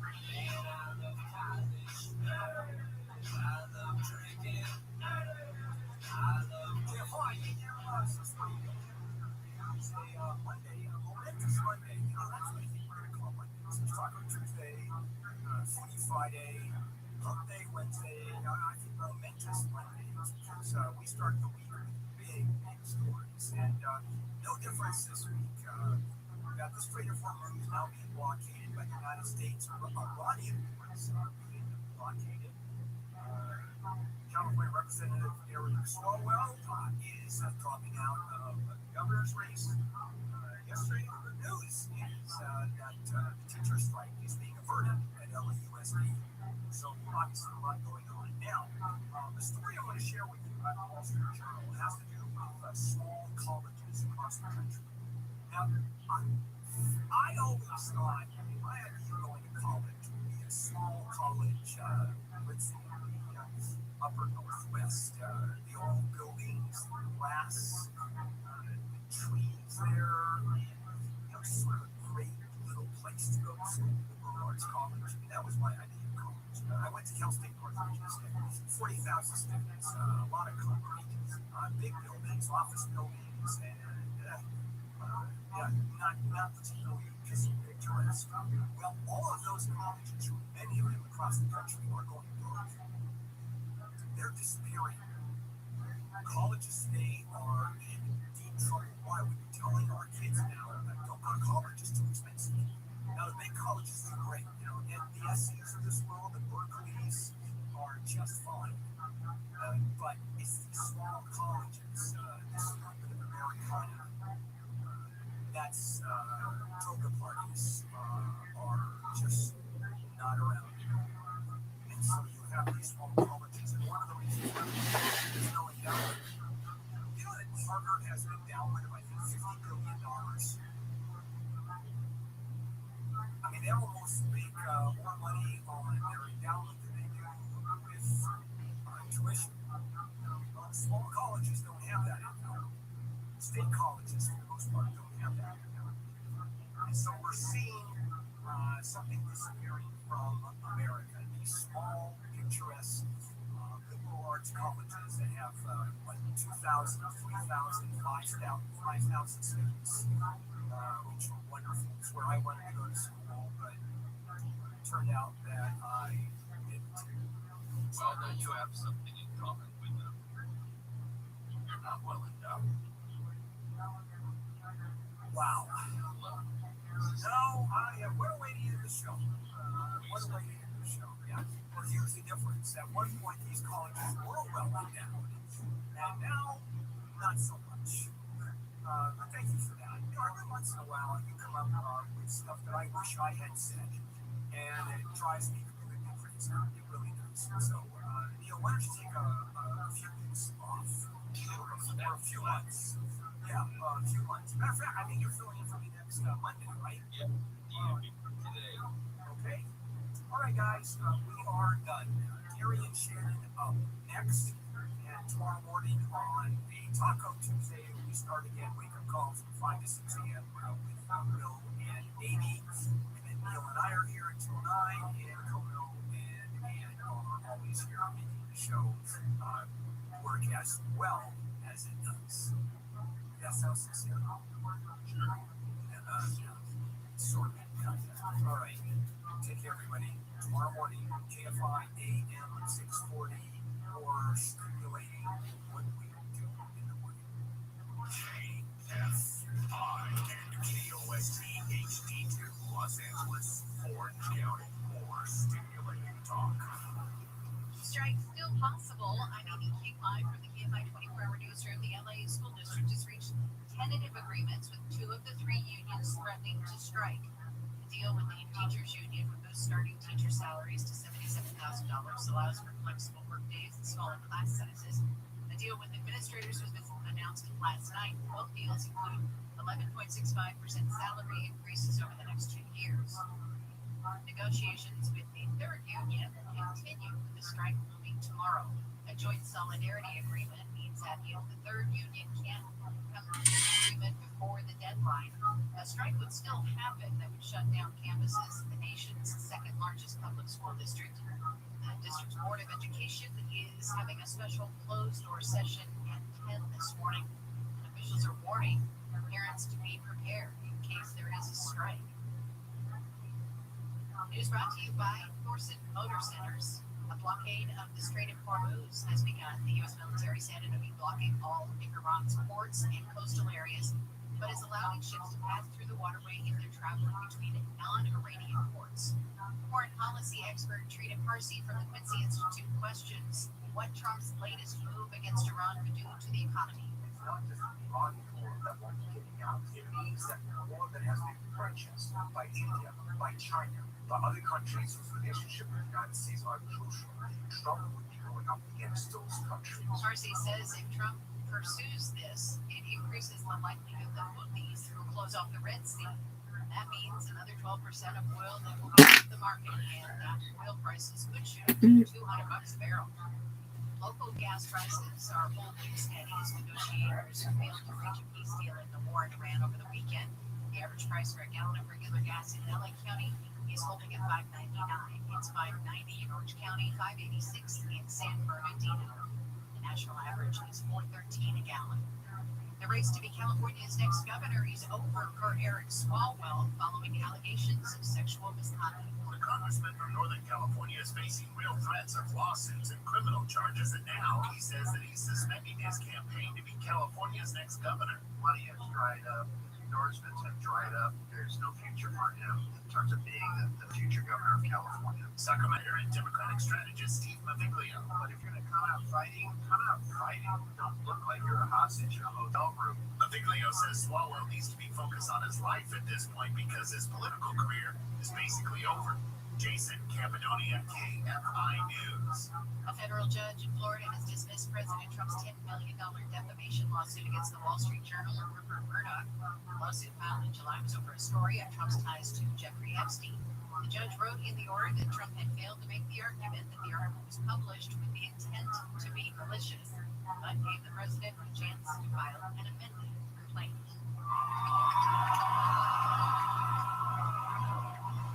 Thousands of supporters packed the riverfront in Budapest, Hungary, as Peter Magyar celebrated his victory over Viktor Orban, ending Orban's 16 years in power. Magyar's TISA party also won a two-thirds majority in parliament. Vice President J.D. Vance had urged voters to keep Orban in office, but the leader, allied with President Trump and Russia's President Putin, conceded defeat yesterday. And Britney Spears has reportedly checked herself into rehab following her DUI arrest in Ventura County last month. It's not clear when she checked in, but her last post to Instagram Saturday night was a recent video of her dancing in a sheer bodysuit. Spears was arrested March 4th on suspicion of driving under the influence of a combination of alcohol and drugs. Southland weather from KFI, mix of sun and clouds today. Also see some showers off and on. Got some rain falling in Orange County this morning. Highs in the 60s for most areas, 50s in the Antelope Valley. Clearing off tonight with lows in the 40s and 50s, then back to sunny skies tomorrow. Highs in the 60s at the coast, low 70s for Metro LA and Inland OC, 60s and 70s for the valleys in IE, low 60s in the high desert. It's 58 in Fullerton, 59 in San Clemente, 59 in Santa Monica, and 55 in Pasadena. The Campus Market Report brought to you by SuperSure, supersure.com. One super agency, one powerful platform. All your business insurance in one place. The Dow is trading off 247 points. The NASDAQ is up 36. The S&P 500 is down 2. We've got a crash in Riverside on the 215. Further out right there, people. Lane Street. The center lane is blocked with this crash. It's car and semi. Fire crews there on the scene as well. Traffic's pretty slow back from Alessandro Boulevard. East Indiana, wreck on the right shoulder, 55 southbound at McFadden. That's good.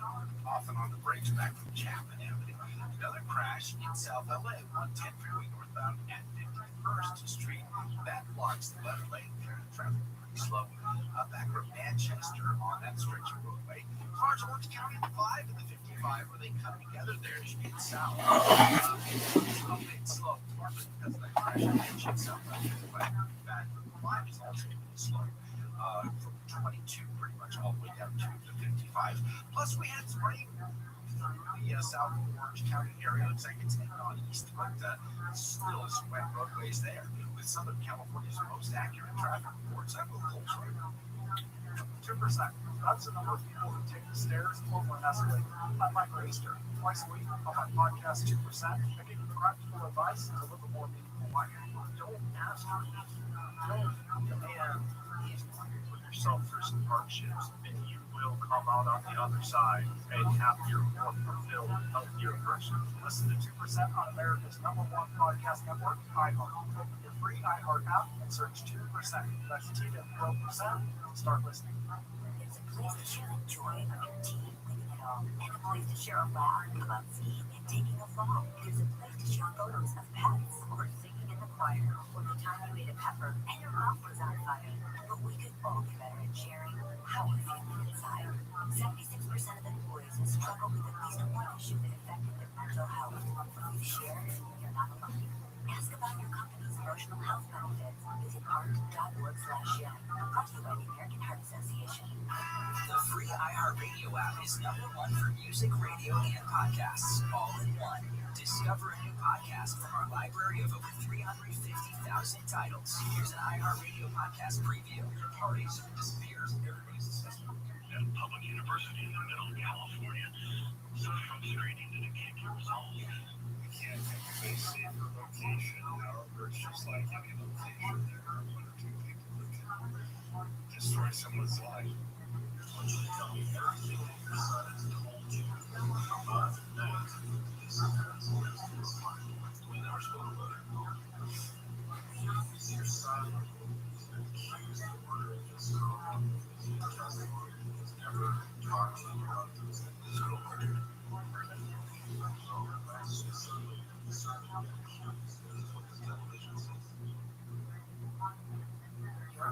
backyard. The disappearance of crystals. Listen and follow this podcast for free on the iHeartRadio app. #1 for music, radio, and podcasts, all in one.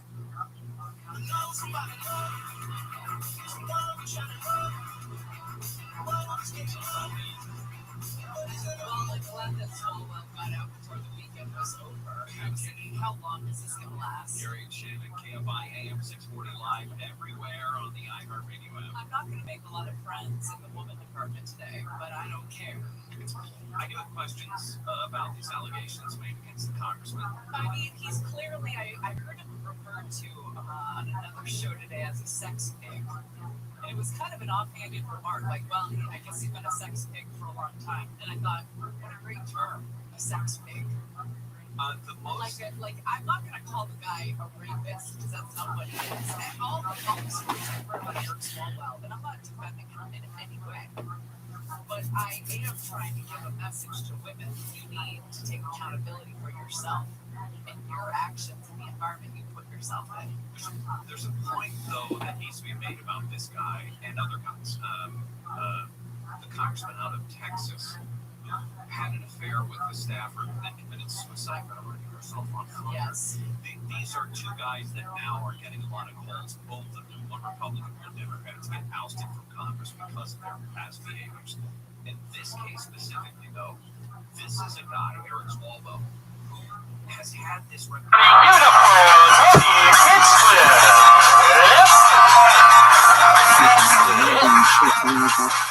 yeah, everybody. Here we are again. Welcome, everyone. There's a live crowd out there, everybody. How you guys doing tonight? All right, how exciting. Another fun weekend down the drain. Yep. What is this, 14? Something like that. 13 or 14. 13 or 14 Mondays in a row. Yeah. Well, yeah. I've been doing it, though, for like 50. Wow. Sucks. I'm done with Mondays. Mondays are the worst because I have a podcast I do for 3 hours. Right when... That's a problem. The fact that he has been a sex pig. You might do. Let me real quick, just the thing with the Iron Patriot, Comedy Patriot. Can you put your hand up on your forehead like a salute? Can you reach that? God damn, you're like a bodybuilder. You're like The Rock. He can't scratch his own forehead. All right, well, because if he could do that, I thought that'd be like a fun way to, like, whenever he likes a set, give them a salute. Can you try it again? Can you do a thumbs up? I could do this. I could do this. I could do this. Could you do a thumbs up like I just asked? There you go. Do that. Okay. Only the ones you like. And you can be as harsh about it as you want. I will. Remember picking up the marshmallows, though, and then, like the first couple bowls of the box would have, like, so much marshmallows in your bowl, and then that last bowl, there was, like, 1 or 2 marshmallows. Yeah, the grainy ones, they would sink to the bottom. Yeah, it was a bummer. I like the Lucky Charms. Your next comedian's name is Jem. Everybody, it's Jem. GEM.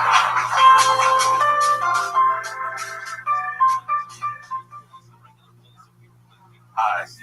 My name is Jim. That's GEM. I recently was Hi, evicted. medium showing up. Got me thinking about when I was living in England. That's where I had the longest permanent residence of 48 months. Mostly because even in England, they don't evict you from prison. I've been watching a lot of the Orange and Black recently, also known as the Los Angeles bus system. Yeah. I haven't been going up because I've been dealing with the eviction for the last 2 weeks, so I'm a little rusty at this. I mean, not rusty like if I penetrate you, I'm going to give you tetanus. Chlamydia, yes, but just because the antibiotics didn't take. So what I'm saying I want to get over is 248-952-7290 is my number if you need some medical cannabis.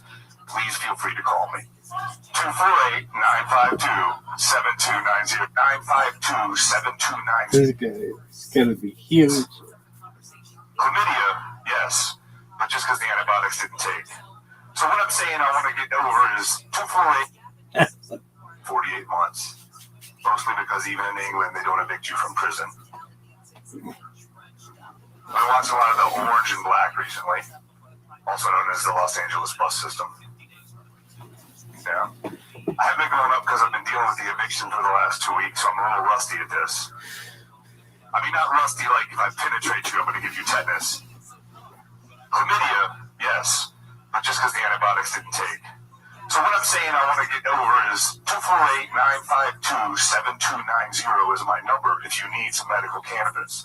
Please feel free to call me. 248-952-7290. That's GEM. Thank you very much. So you never intended to do stand-up comedy, you just faked it until you got to the phone number to call for cannabis. I'm calling for a Was that a West Hollywood band. Because now you have to make me fucking edit out a fucking phone number and make me do work. Oh, poor Brian. Is that a real phone number? Thanks a lot, Dick. Well, this is turning ugly. What? So you keep standing there like you're looking confused. What did you just do? Did you attempt some jokes? You attempted some jokes. I didn't make put in a phone number for a place you actually work for. No, that's my number. Oh, that seems like a great Is your home number? No, I only have a phone. I mean, I don't have a home, so I got a business. So I don't really know. I want to sell some weed, so I can do place to motherfucking live. You know what I'm saying? You know what I'm saying? I mean, now I'm getting it. Okay, cool. Jesus, so yelling. I see the movie though. Super hot. Security, comedy, Patriot. It was much better than that guy that took your idea and did that super size me thing. That got Morgan Spurlock who stole your idea. It was much better than that. Thanks. Fun twist you put on that. But seriously, if someone calls you at that number and you can buy some weed, sell them weed, but you're not a dispensary or why am I not? Of course I'm a dispensary. You are? Yeah, anybody that needs weed, I will dispense it to them. This guy really got into his stride during the back and forth portion, as opposed to the actual stand-up. What if somebody that listens to this, because people around the world listen to this? I will ship it anywhere in the United States. Ship it out right there. I mean, how are they going to catch me? I don't have anywhere to live, so I'm just roaming the streets, you know? They call Do you me. want to be a stand-up comedian? Huh? I mean, all they would have to do if they did. What do you mean? I'm standing up here. I'm making you laugh even. Come on. You're laughing out there. I'm kind of laughing at Why are you what I'm saying that? thinking Why about are what you you're saying? saying. Why are you saying that though, really? I'm just saying. You did like either one of those 3 jokes? I did do 3 jokes. You did. Let's let the Patriot handle this. A little backstory on this guy. He went to jail for 2 years for selling Molly over in Europe. 35 months, actually. See, I thought there was some truth to that story, and that's why the first thing I asked you is what the fuck would just happen? Like, because I don't know what's real and what isn't. And you guys have seen him before? Yes, many times. 5th time. I don't know if it's many times. I think it's been twice. 5th. 3 or 4. He says 5 times, Oh, Tony. Jesus Christ, Jen, we got to take a break with you, buddy. I didn't know that was happening. I don't think anybody's ever gotten on. Oh, it can't be the same person week after week after week. And you don't use this I've been show as a skipping weeks. commercial. I've been skipping weeks, though. You don't use this show as a commercial, man. You don't give your phone number out because I have to edit it out. Yeah, real bummer. I mean, there's like responsibilities. Or I have because he to might leave it in. You'll get some fucked up calls if he leaves it in. Well, yeah, half of me wants to just leave it in. I know. He's saying leave it in because he knows it might be somebody who wants to buy some. Yeah, I got some weed. But it doesn't sound terribly legit. It doesn't sound like you know what I'm saying? I got some weed. You know, like if you want to buy some weed, that's what I'm saying. Yeah, but I can tell you that's not. I know. That's still not legal in California. I know. Whatever. Doing it that way, you got to start a dispensary. Thanks for wasting my time. There he goes, everybody. Jen. Thank you. Thank you, Jim. Selling pot, obviously. Really hot stock right now to get in the pot selling market. It just reminds me of that expression that I now think is absolutely true. They can't all be gems. That's what people say. So like true. that's a standard line when the joke doesn't work. Oh, I know this lovely lady. I do believe this is her first time performing here. Her name is Courtney Mollet.